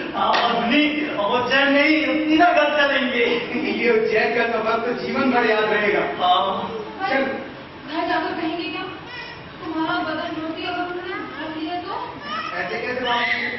दोनों ऐसे नहीं थे जैसे कुछ हुआ ही ना। क्या मतलब? अरे अपने घर वाले अपनों का शरीर थोड़ी भांपते हैं। पर मुझे तो यकीन नहीं होता, अंदर डालना मुझे पड़े। मैं तो अभी से बहुत घबरा रही हूँ। घबराओ मत, मैं हूं ना। लेकिन तुम्हारा पत्नी से क्या संबंध? क्या मतलब? मतलब देवदत्त का शरीर मुझे मिला है तो मैं देवदत्त हूं ना, ये मेरी स्त्री है, ये मेरे साथ है। ये क्या कह रहे हो देवदत्त? क्या कह रहा हूँ? मुझे देवदत्त का शरीर मिला है तो मेरी स्त्री हो, मेरे साथ चलोगी। चुप रहो। मूर्खों की तरह बको मत। देवदत्त मैं लज्जा नहीं आती तुम्हें ऐसी बातें बनाते हैं? पत्नी, मुझे देवदत्त का शरीर मिला है, मैं देवदत्त हूँ। हम जानते हैं। तोते की तरह बार बार रटने की आवश्यकता नहीं। शास्त्रों के अनुसार से भी मनुष्य का चिन्ह है। हाँ होगा, परंतु यहाँ प्रश्न है कि पत्नी किसकी पत्नी है? और विवाह मंडप में इसने इसी शरीर के साथ साथ फेरे लिए थे ना, इसी शरीर के साथ ये रहती आई है, उसके पेट में जो बच्चा है वो भी इसी शरीर का है। ऐसा नहीं हो सकता, ऐसा नहीं हो सकता ना देवदत्त। नहीं प्रिय, वह तो नादान है, अनर्गल पके जा रहा है। सुनो, विवाह व्यक्ति से होता है, शरीर से नहीं। इसने देवदत्त के शरीर से नहीं, देवदत्त व्यक्ति से विवाह किया। हाँ, तो देवदत्त का शरीर मुझे मिला है तो मैं ही हूँ ना व्यक्ति। मेरी बात सुन लो। अंगों में सबसे ऊपर और सबसे श्रेष्ठ अंग सिर, जो स्वयं मेरे पास है। इसलिए मैं ही देवदत्त हूँ और यही शास्त्र वचन। शास्त्रों की बलि चलाई तुम उन्हें मनमाना तोड़ मरोड़ सकते हो, परंतु यहाँ ये अग्नि को साक्षी मान के इसने इसी शरीर के साथ साथ फेरे लिए थे, उसी साक्षी से मैं ही देवदत्त हूँ, ये मेरी पत्नी है। देखा पत्नी, शास्त्रों की निंदा भी करता है और खुद तो देवदत्त भी बताता है। तुम बताओ, देवदत्त कभी ऐसा कह सकता है? तुम बकते रहो, मुझे रत्ती पर भी परवाह नहीं। चलो पत्नी, खबरदार। चलो देवदत्त, हम चले। इस उजड़ से क्या उलझना? चलो। मेरी पत्नी को कहाँ ले जा रहे हैं मित्र? परे हट जाओ, हमारे बीच में आने की मैं तुम आकर खड़े हो। मैंने कहा ना, परे हट जा तू मत। चलो पत्नी, पत्नी, पत्नी देखो, देखो बल दिखा रहा है। और कैसी भाषा! क्या देवदत्त कभी ऐसा व्यवहार करता? कभी नहीं। ये तो कभी का स्वभाव है पत्नी। चलो मैं देखता तुम पत्नी, बस ठीक है जाओ। परंतु तुम क्या समझते हो? मेरी स्त्री को ले जाओगे और मैं चुपचाप खड़ा देखता रहूंगा? मैं भी देखता हूँ कहाँ जाते हो। वहीं जाकर ऐसा हंगामा मचाऊंगा कि देखना। चलो देवदत्त, हम चले। नहीं, इसको यही सुलझाना होगा, नहीं तो शहर में बहुत बदनामी होगी। पर वहाँ इसकी बातें कौन सुनेगा? चेहरे से सब तुम्हें ही देवदत्त मानेंगे। हाँ, धर्मपुरी के लोग जैसे कपिल की फौलादी का है वो पहचानेंगे ही नहीं। सैकड़ों कुश्तियों में देखी है, देखते हैं पहचानते हैं कि नहीं। हमें क्यों सता रहे हो कपिल? इतने दिन हमारे मित्र रहे, हमारे घर आते जाते रहे, और अब तुम्हारे ये बर्ताव। मैं बहुत अच्छी तरह से जानता हूँ पत्नी तुम क्या चाहती हो। देवदत्त का मस्तिष्क और कपिल का फौलादी शरीर। चुप रहो। मान लो चाहती, इसमें क्या बुराई? पुरुष के सुंदर शरीर की ओर स्त्री का आकर्षण स्वाभाविक है। ठीक है, तो मुझे जान से मारकर ही तुम लोग चैन से रह पाओगे। मुझे मार डालो, मैं कपिल के टक्कर नहीं देता। हे भगवान, मैंने तुम्हें प्राण दान दिलाया है, उसका उपकार मानो। कैसा उपकार? तुम प्राण नहीं दिलाती तो तुम विधवा हो जाती। और उपकार तो इसे मानना चाहिए कि मेरी पत्नी ने इसे जीवन दान दिलाया, उल्टे तुम्हें उठा कर ले जाना है। इस तरह झगड़ा कैसे सुलझेगा कपिल? देवदत्त से कहो। जो भी हो, समस्या कैसे सुलझेगी? कैसे सुलझेगी? विवाह का अर्थ केवल एक करार होता तो सुलझ भी जाती, परंतु पत्नी की कनक को मैं समस्या का हल कैसे मान लूं? तो क्या है इसका? क्या है इसका? इस समस्या का हल क्या है? बहुत प्राचीन काल में एक समय इस पृथ्वी पर सूर्य के समान प्रतापी राजा विक्रमादित्य का राज्य था। उनसे जब बेताल ने यही प्रश्न किया तो उन्होंने पल भर में इस प्रश्न का उत्तर दे दिया था कि जिस प्रकार वृक्षों में कल्प वृक्ष श्रेष्ठ होता है, उसी प्रकार शरीर में मस्तक श्रेष्ठ है, और जिसके पास देवदत्त का मस्तक है वही है असली देवदत्त, पद्मिनी का सच्चा स्वामी। पद्मिनी, मेरे राजा, मेरे स्वामी, मेरी नन्ही सी बिजली, मेरे जीवन के आरोप, मेरी हथेली की मलिका, मेरे इंद्र, मेरे गंधर्व। मेरी शशि। चलो, मुझे वहां ले चलो जहां कोमल मिट्टी बिछी हो, जहां घनी हरियाली हिलोला झूल रही हो। चलो वहां जहां वटवृक्ष के चंदोगे ने आकाश को छिपा लिया। ये विशाल वृक्ष, अब मुझे कौन सा चंदोवा चाहिए? मेरी सुकुमार प्रियतमा पद्मिनी, तुम ही तो मेरा हिंडोला हो। मेरे प्यारे देवदत्त, नई दिन का आभूषण पहने दूल्हे की तरह आया है। नहीं, दुल्हन के पहनने में ही आभूषण की सार्थकता है। चलो। चलो।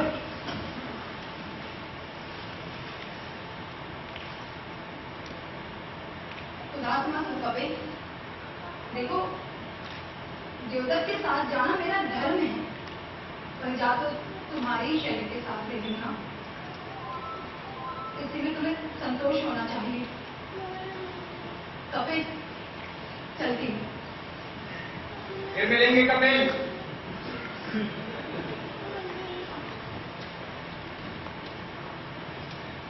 कपिल, कपिल ये तो विद्या का खेल है। कपिल, कपिल, कपिल, कपिल! मैं क्यों कपिल? मैं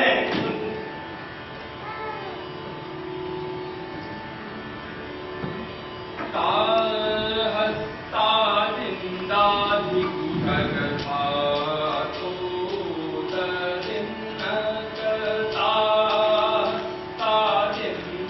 भी भगता तो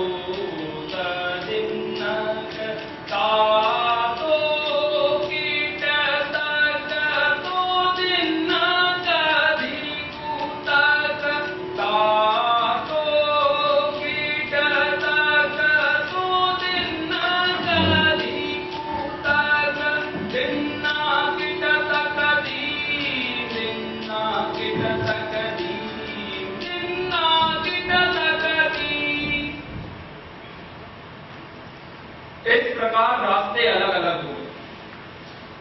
कपिल ने एक जंगल का रास्ता चुना और एक बार जंगल गया तो धर्मपुरी की ओर मुड़कर तक नहीं देखा। धर्मपुरी ही क्यों, किसी भी गांव की हवा तक नहीं। और इधर देवदत्त और पद्मिनी धर्मपुरी गए और दाम्पत्य सुख में पूरी तरह डूब गए।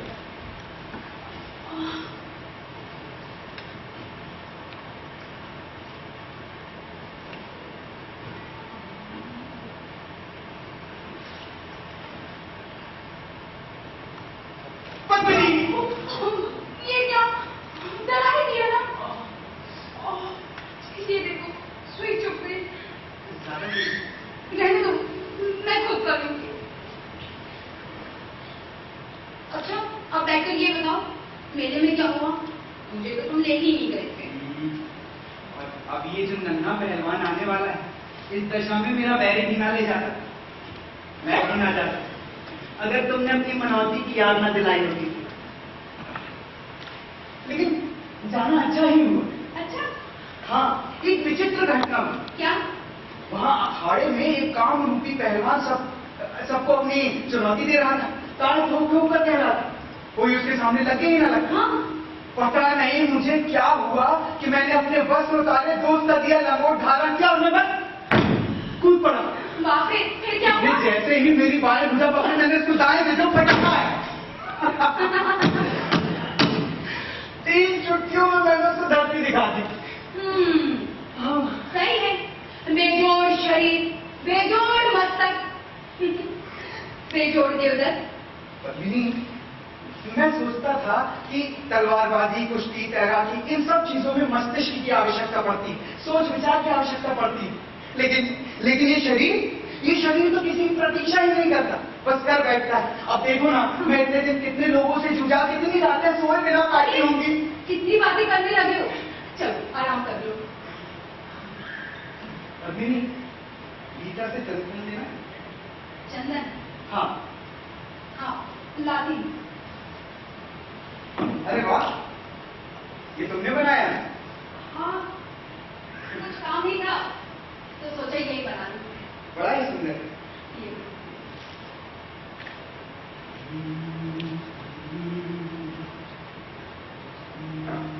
देवदत्त, तुम शरीर में चंदन क्यों लगाते हो? इसकी गंध मुझे पसंद है। हाँ जानती हूँ, लेकिन क्या पद्मिनी? पहले तुम्हारे शरीर की एक अलग ही सहज और मर्दानी महक थी, वो ज्यादा अच्छी लगती थी। मैं तो बचपन से ही चंदन लगा रहा हूँ। अरे वो बात नहीं है, याद है जब हम काली मंदिर से आए थे तब तुम्हारे शरीर की सहज मर्दानी महक थी। वो कपिल की बिना धुली पसीने की महक, वो तुम्हें पसंद थी? अच्छा छोड़ो, चलो ना झील देखने चले, कितने दिन हो गए हैं। फिर छेड़ दिया अपना राग। अभी इस अवस्था में कहीं जाना ठीक नहीं प्रिय। जैसे ही हमारा मिलना होगा मैं आप दोनों को लेके चलूंगा। पिछली बार भी यही कहा था।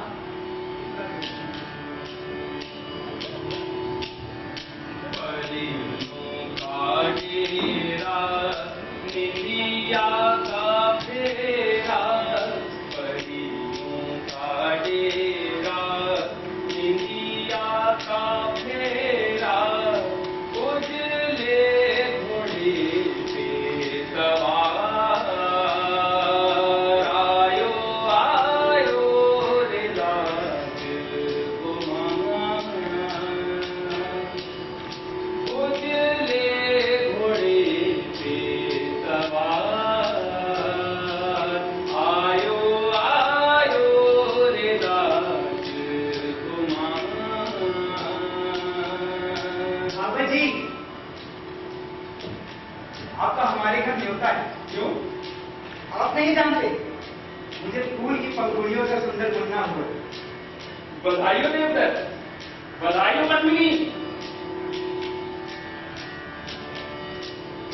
सिर पर पगड़ी मोतियन गले हार, हाथों में लिए तलवार।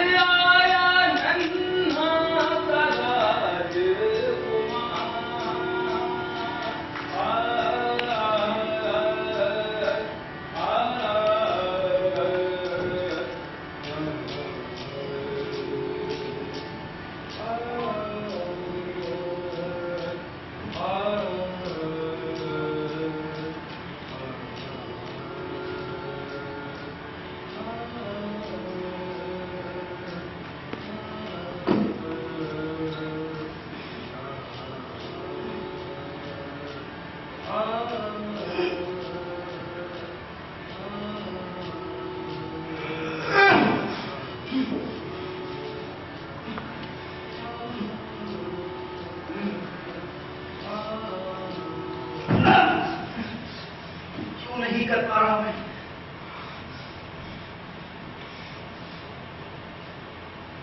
पद्मिनी, मुन्ना सो गया? हाँ, अभी सोया है। अच्छा सुनो ना, लेकिन इस बार तुम्हें मानना ही पड़ेगा। क्या हुआ? चलो ना झील देखने चले। और बच्चा? इसे भी साथ ले चलेंगे। ये वो छोटा है पद्मिनी। छोटा है तो क्या हुआ? मैं तो गर्मी बरसात ठंडी इन्हीं के बीच रहकर बड़ी हो गई। मुझे तो कुछ ना हुआ। बेवजह सबको कष्ट होगा। कष्ट ही कष्ट। आगे तुम्हें हो क्या गया है देवदत्त? दिन भर घर में ही पड़े रहते हो, कहीं घूमने तक भी नहीं जाते। तुम तो पीछे ही पड़ जाती। मेरी धर्म सिंधु की प्रतिका रही, बहुत आवश्यक काम। वहीं कहीं होगी, खुद देख लीजिए।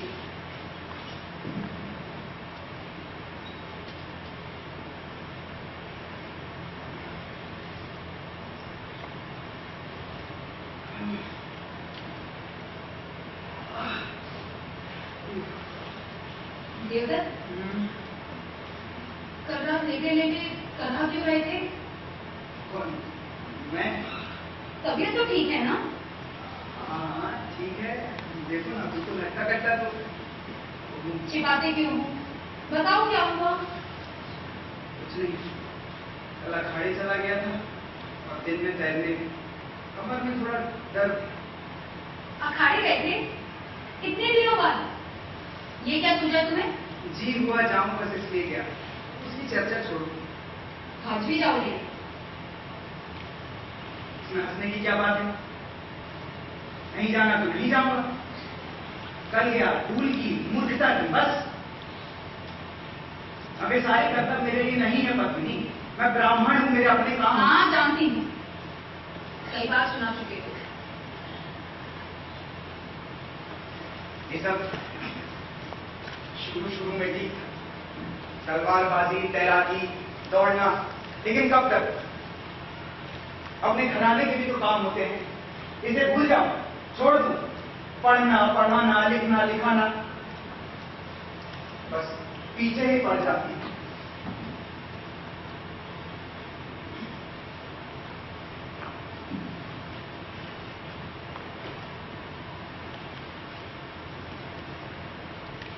तुम्हें हो क्या गया है देवदत्त?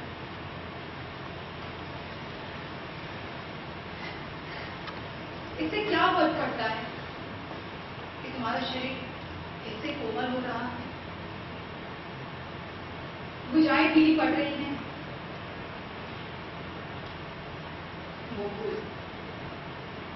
वो भूल मैं दोबारा नहीं करूंगी। कपिल मेरे जीवन से चला गया सदा के लिए, और उसे दोबारा नहीं आने दूंगी। कपिल,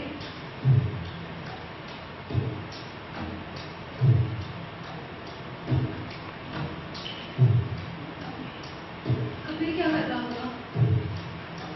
कहाँ होगा?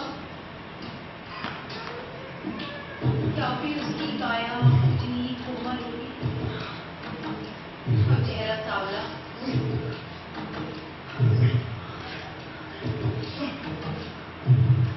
देवदत्त बदल रहा, कपिल बदल रहा,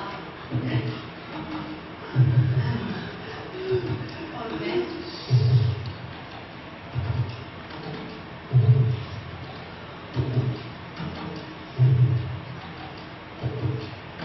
अदला बदली हेरा फेरी, कौन छूटा? मैं।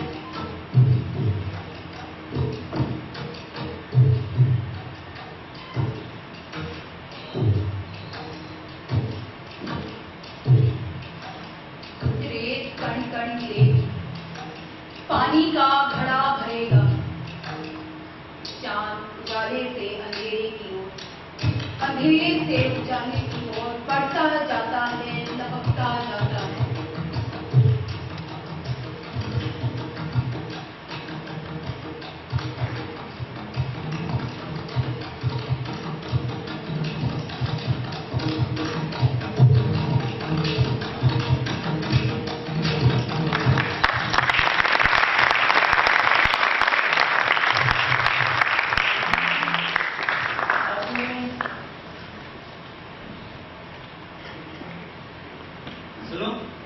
एक पंडित जी मुझसे मिलने आ रहे हैं, उन्हें कुछ सूत्रों की व्याख्या बतानी है, तो तुम कुछ जलपान का प्रबंध कर देना। हाँ, और ये मैं कुछ सामान लाया हूँ, ये रख देना।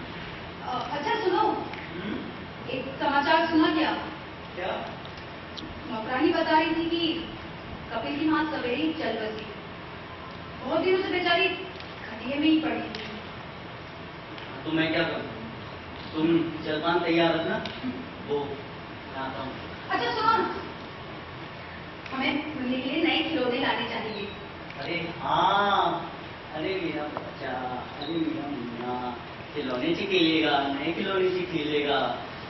4 दिन बाद ही उज्जैन में बड़ा मेला लगने वाला है, आज ही चल दो, समय रहते पहुंच जाओगे। अरे पद्मिनी, उज्जैन आने जाने में कम से कम 7-8 दिन का वक्त लगता है, और तुम दोनों को अकेले छोड़कर मैं कैसे चला जाऊँ, कैसे चला जाऊँ? अच्छा तुम कहो तो किसी नौकर से पैसे देकर मंगा देता हूँ। नहीं, दूसरे का क्या भरोसा? अपने मुन्ने के खिलौने हमें ही लाने चाहिए। हाँ पद्मिनी, लेकिन तो फिर पंडित जी भी आ रहे हैं ना, समय नहीं है। नहीं लाना है तो ऐसा कहो, बिना बात बहाने मत बनाओ। अरे मैं बहाने नहीं बना रहा हूँ, तो पीछे ही पड़ जाती हूँ। बड़ी मुश्किल से मैं उन पंडित जी के लिए समय निकाल पाया, और फिर वहां के लिए अभी निकलना होगा। हमारे मुंह से तो एक बार जो बात निकल गई तो तुरंत हो। तुम किसी नौकर को कह दो रात की रखवाली के लिए। जरूरत नहीं है, हम घर में रहते हैं, जंगल में नहीं। ठीक है, जाता हूँ, ख्याल रखना, जल्दी आ जाऊंगा। हाँ।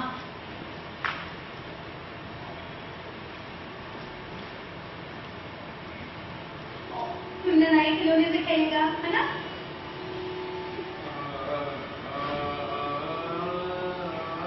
चल मुन्ना, तुझे जंगल का जादू मेला दिखावा। जंगल की बात क्या बताऊं बेटे, वहां सूरज निकलने से पहले ही टहनियां धरती पर अल्पना रचती है, तारे आरती उतारते हैं और फिर निकलता है और शुरू होता है तमाशा। फिर दिन भर नाच नाच नाच, और फिर धीरे से रात गिरेगी, मुन्ने को निंदिया आएगी और एक ही टूक में चांद उड़ जाएगा। पर लौटने से पहले एक काम करना, वहीं मेले के बाहर एक कोने में सुहाग के फूल का पेड़ ही बेटे, हमारा पुराना मित्र, बहुत ही प्यारा है। हम उनसे ढेर सारी बातें करेंगे, नमस्ते कहेंगे और चले आएंगे। ठीक है ना बेटे, अब चले।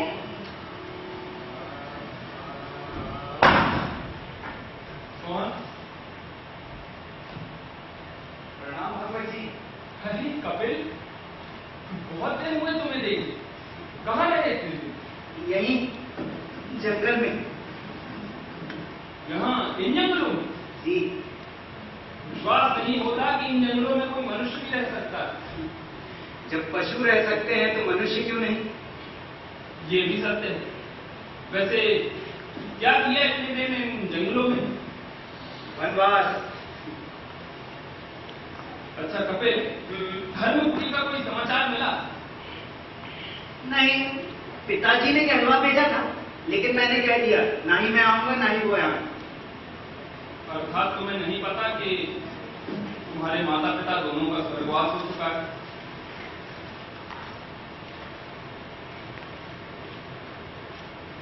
अरे पद्मिनी के लड़का हुआ है। अच्छा, हाँ, अब तक नाराज हो, कैसी नाराजगी? लेकिन तुम्हारे ढंग से तो यही लगता है। वे सब मेरी कविता की भाषा जी।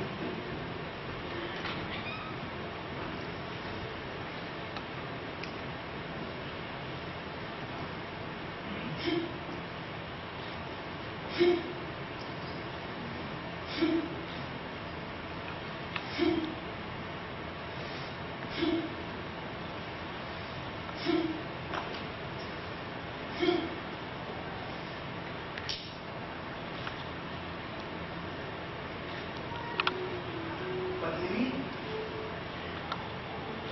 तुम यहाँ? हाँ, मेरा बेटा वो नहीं जानता था कि नदी के साथ कोई कैसे हंसता है, ठंडी हवा में कोई ऐसे कांपता है, पाँव में कांटे कैसे चुभते हैं। बस वही सब दिखाने के लिए ले आई। मैं जंगल में भटक गई। लेकिन इतना दूर नहीं भटकना चाहिए। चोर लुटेरे हैं, राही रास्ते हैं, तरह तरह के खतरे हैं पद्मिनी। उन सबसे रास्ते पूछते आई हूँ, गांव वासियों से, वनवासियों से, शिकारियों से, कभी कभार तो अपने मन से। पर सबने यही कहा, गलत राह छूटे नहीं, चिपकी ही रहे। ये तुम्हारा बच्चा है? हाँ, और तुम्हारा भी। मेरा? तुम्हारे शरीर का प्रसाद है। मेरा शरीर?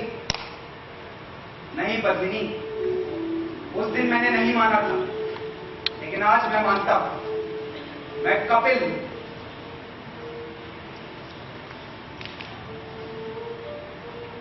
एक बार देख लो। दिखाने तो आई हूँ।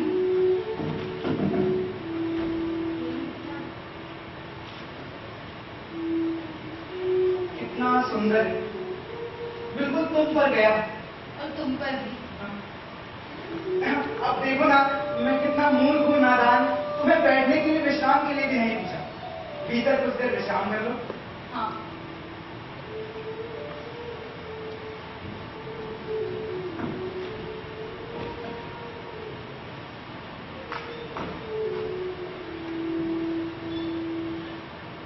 क्या विश्राम नहीं करोगे? नहीं, अब जरूरत नहीं है।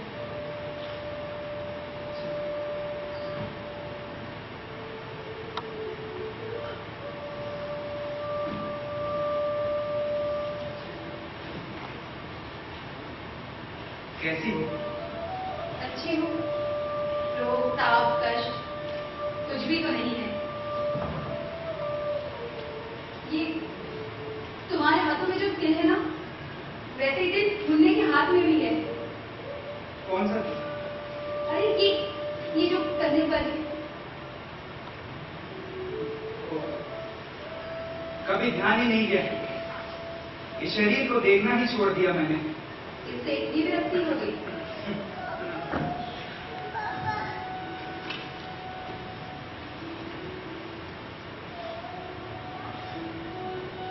इसे इतना क्यों सताया तुमने कभी? जब ये शरीर तुम्हें मिला था तो कितना कोमल था, किसी राजकुमार की तरह। ये भुजाएं कितनी पतली और गोरी थी। अब इन्हें देखो, ये तुमने अपना क्या हाल बना रखा है। जब ये शरीर मुझे मिला था, तब इस सिर से लटकती लाश के समान था। ब्राह्मण की दुर्बल उजली काया जंगलों के लिए नहीं बनी थी। कुल्हाड़ी उठाता तो हाथ दुख जाते, दौड़ता तो घुटने दुखने लगते। ये शरीर मेरे किसी काम का ना था। जब से ये शरीर मुझे मिला, तब से इस शरीर और मेरे बीच युद्ध छिड़ गया। कौन जीता? मैं। हमेशा मस्तक ही जीतता है ना? अदला बदली, हेरा फेरी, याद है तुम्हें वो गीत जो हमने काली मंदिर में गाया था? वो पंक्ति मेरी आज सदा ही बन गई। कपिल देवदत्त, देवदत्त शरीर कपिल, कपिल देही देवदत्त, जन के चार। तुम उसे क्यों छोड़ आई? तुम्हें कैसे समझाऊं? तुम्हें कैसे समझाऊं? सुनो, अगर देवदत्त रातों रात बदलकर पहले जैसा रूप धारण कर लेता तो मैं तुम्हें एकदम भूल जाती, लेकिन ऐसा नहीं हुआ। वो हर दिन बदलता रहा, एक एक अंगुल, एक एक रोमा, धीरे धीरे सरकती रेत की तरह, घड़े में भरते पानी की तरह, और उसे धीरे धीरे बदलते देखकर मैं भूल ना सकी। ये सब कुछ पद्मिनी को कपिल से कहना चाहिए था। उसे और भी बहुत सारी बातें कहनी थी बिना कुछ छिपाए, कपिल, अगर उस दिन मुझे तुम्हें सौंपा गया होता तो मैं तुम्हें भी छोड़कर देवदत्त के पास किसी दिन इसी तरह चली जाती। लेकिन पद्मिनी कहती नहीं, चुप रहती। क्यों? तुम यहां क्यों आई? तुम्हें देखने। क्यों? मैं इतने दिन अपने में जूझते जूझते समझने लगा था मैं जीत गया, तो ऐसे समय तुम यहां क्यों आई? जब मैं इन यादों को जैसे तैसे उखाड़ फेंकने में सफल हो चुका था, तब क्यों तुमने मेरा पीछा किया? अब मैं कपिल, जंगली बेरहम कपिल, अपने सिर और शरीर की दूरी को मिटा देने वाला कपिल। अब क्या चाहती हो तुम? एक और सिर, एक और आत्महत्या? मेरी बात मानो, वापस लौट जाओ देवदत्त के पास। वही तुम्हारा पति है और इस बच्चे का बाप। पद्मिनी और देवदत्त, देवदत्त और पद्मिनी, अग्नि की साक्षी से बंधी जोड़ी, जहां मेरी कोई जगह नहीं, कोई शांति नहीं, कोई मुक्ति नहीं। मुझ पर दया करो, हाथ जोड़ता हूं, जाओ। जाती हूँ, पर एक छोटी सी विनती है। मेरा बच्चा बहुत थका हुआ है बेचारा, सोया है वो। थोड़ी देर उसे सोने दो, उसके जाते ही चली जाऊंगी।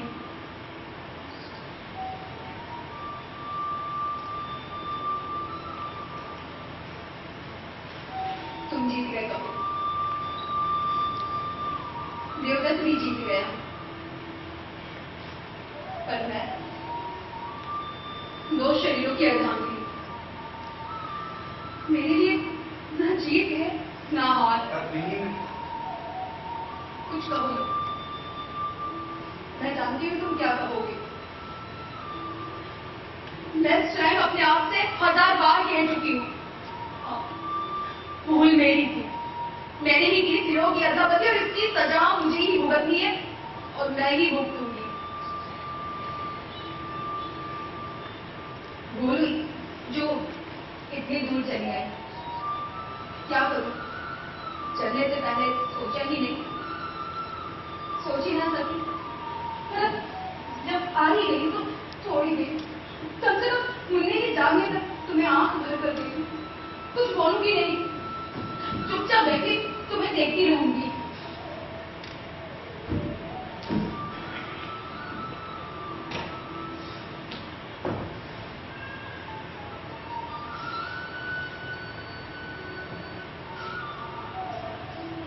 क्यों आई पद्मिनी?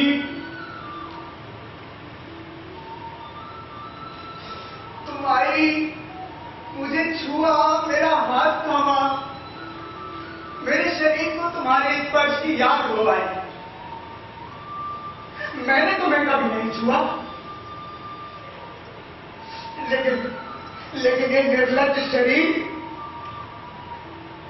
तुम्हारा स्पर्श पाते ही गिर उठा, जैसे अपने पुराने मित्र को गले लगा लिया हो। ये जाने कब दया मत दिखाओ। चुप रहो पगले।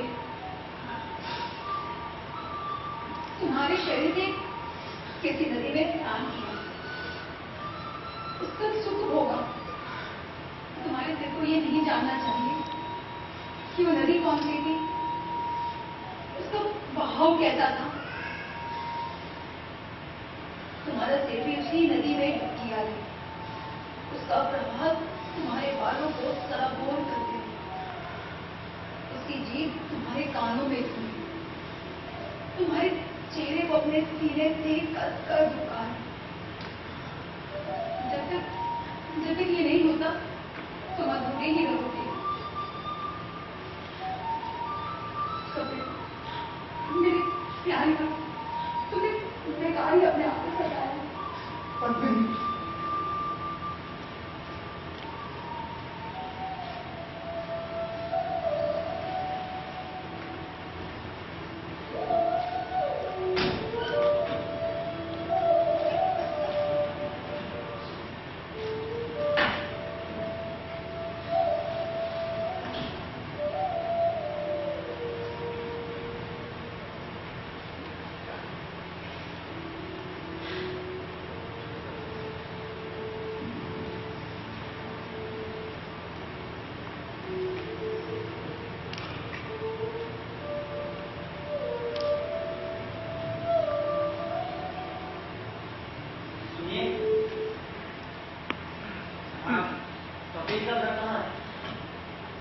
अरे तिलक, कपिल का घर।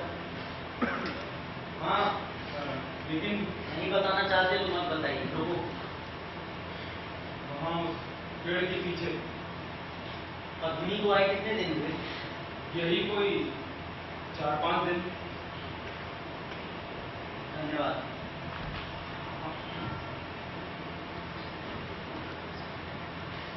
कपिल, कपिल, कपिल। देवदत्त, देवदत्त, मैं जानता था तुम आओगे। हर घड़ी हर पल बस यही सोचता कि तुम आए। भय से नहीं, उत्सुकता से। तुम तो वैसे के वैसे ही दिखते हो। हाँ, और तुम भी। ये हाथों में क्या है? ये खिलौने हैं, बेटे के लिए लाया था। घर गया था, कोई नहीं मिला, सोचा यही ला कर दिया। कुछ देर विश्राम कर लो। नाराज हो? नहीं, अब नहीं। मेरे शरीर ने बहुत कष्ट दिया तुम्हें। हाँ, वनवास के लिए नहीं बना था ना। अपना प्रतिरोध किया और कुछ हद तक अपना बदला भी लिया। कैसे? तुम तो जानते हो मैं तुम्हारी कल्पना शक्ति, कविताओं पर कितना मुग्ध हूं। मेरे लिए पेड़ का मतलब पेड़, आकाश का अर्थ आकाश ही था। लेकिन तुम्हारे शरीर ने मुझे नई चेतना दी, नए आकार दिए। सहसा एक दो कविताएं भी घसीट डाली, लेकिन बेशक निकम्मी ही थी। मुझे उन सबसे घृणा होती जो तुम्हारे शरीर ने मुझे दिया। और मैं तुम्हारा बल चाहता था, तुम्हारा जंगलीपन नहीं। तुम घृणा में जिए और मैं भय में। नहीं, भय में मैं जिया। अदला बदली, फेरा फेरी। कपिल, क्या तुम सचमुच पत्नी को चाहते हो? हाँ, और मैं भी। जानता हूं। देवदत्त, जैसे द्रौपदी और पांडव एक साथ रहते हैं, क्या हम तीनों एक साथ नहीं रह सकते? तुम्हें क्या लगता है? संभव नहीं। इसीलिए ये लाया। जो अपने आप नहीं मिटता उसे काट डालना चाहिए। तुम्हारा शरीर मुझे मिला, बुद्धि नहीं। कहाँ है तुम्हारी तलवार? अभी लाता हूं।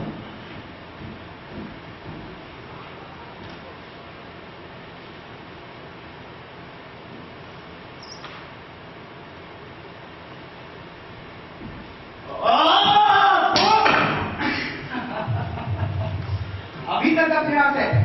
नहीं, परंतु तुमने तो इन हाथों को बहुत अच्छे से सिखाया था ना। और तुम्हें?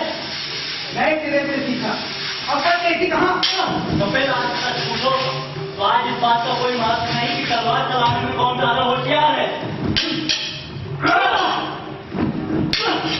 इस द्वंद्व का एक ही परिणाम है। हम दोनों को मरना होगा। हाँ, हम दोनों को मरना होगा। फिर महाकाली के मंदिर में कितनी शांति से हम दोनों ने अपने अपने शीश काटे थे। लेकिन आज किसका शीश, किसका मस्तिष्क, शरीर कुछ समझ में नहीं आता। आत्महत्या या हत्या।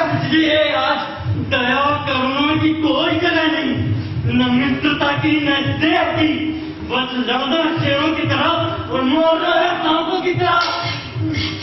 फिर महाकाली के मंदिर में जिस हाथ ने जिस मस्तिष्क को काटा था, आज भी वही हाथ उसी मस्तिष्क को काटे।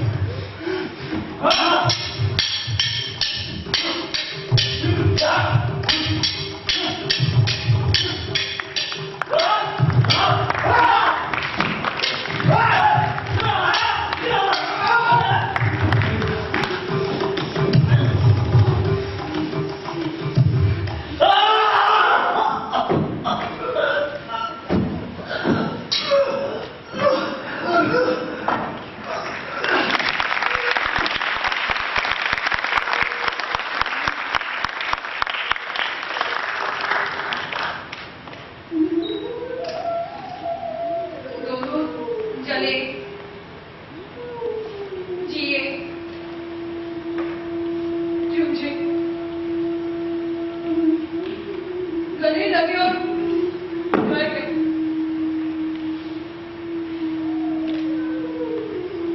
मैं चुपचाप खड़ी देखती रही। मैं कहती चलो तुम दोनों के साथ रह लूंगी तो शायद अभी दोनों जीवित होते, पर मैं ना कह सकी। नहीं कपिल, नहीं देवदत्त, मैं भली भांति जानती हूँ कि तुम दोनों एक साथ सुख से नहीं रह सकते। मेरी तरह तुम्हें भी अपने शरीर का साझा करना होता, इसलिए मैं चुपचाप खड़ी तुम दोनों को मृत्यु की ओर धकेलती रही। और तुम दोनों भाइयों की तरह लड़ते रहे। जीवित रहते तो पशुओं की तरह लड़ते रहते। तुम दोनों ने एक दूसरे को माफ भी कर दिया। मैं ही रह गई।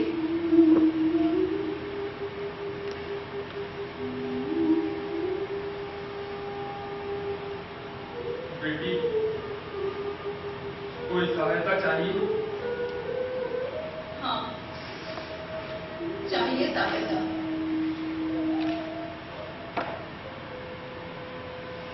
भीतर मेरा बेटा सोया है, उसे तुम संभाल लो। यहाँ के वनवासियों को दे देना, कहना कपिल का पुत्र है। कपिल उनका बहुत अच्छा मित्र था, वो उसकी अच्छे से देखभाल करेंगे। वो इसी जंगल में नदियों के बीच पले बढ़े।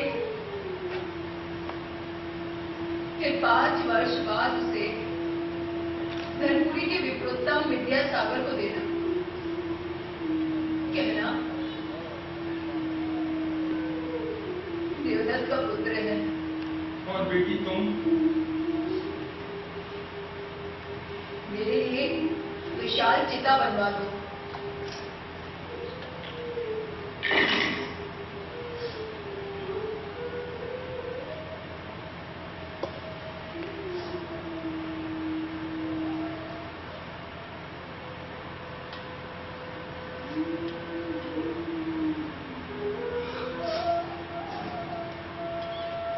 हम 3 लोग हैं। बेटी, बेटी सती होगी।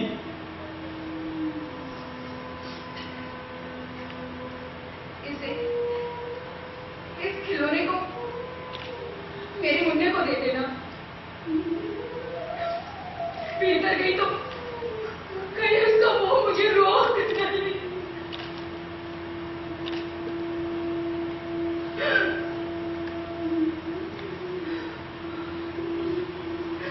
हे मां दुर्गे, यहाँ भी तुम परिहास कर रही है। और स्त्रियां जन्म जन्म तक वही पति पाने की कामना करती है, और मैं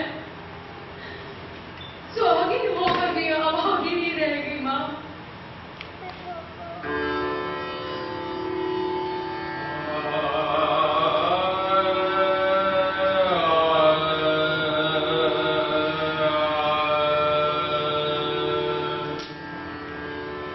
तन मन सब कुछ छूटा, दो गिट तक तो दिन कभी तक दिना गिट तक दी, दिना गिट तक दी, दिना गिट तक। तन मन सब कुछ छूटा,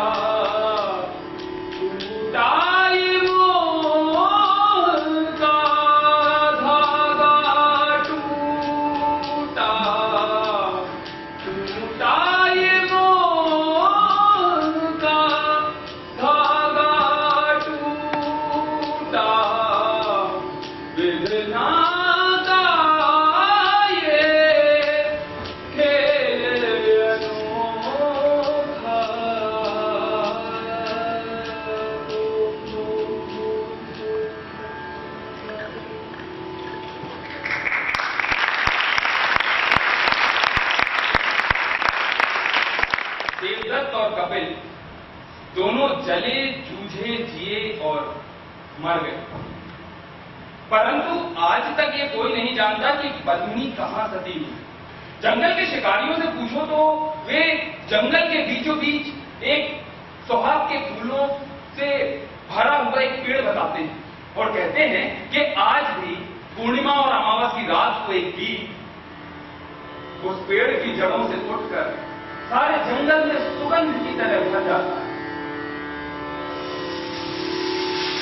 तोम तोम तोम तोम तद्दिन्नादा दिन्नत्ताम तोम तोम तोम तोम तद्दिन्नादा दिन्नत्ताम तोम तोम तोम तोम तद्दिन्नादा दिन्नत्ताम तोम तोम तोम तोम तद्दिन्नादा दिन्नत्ताम तद्दिन्नादा दिन्नत्ताम तद्दिन्नादा दिन्नत्ताम तद्दिन्नादा दिन्नत्ताम।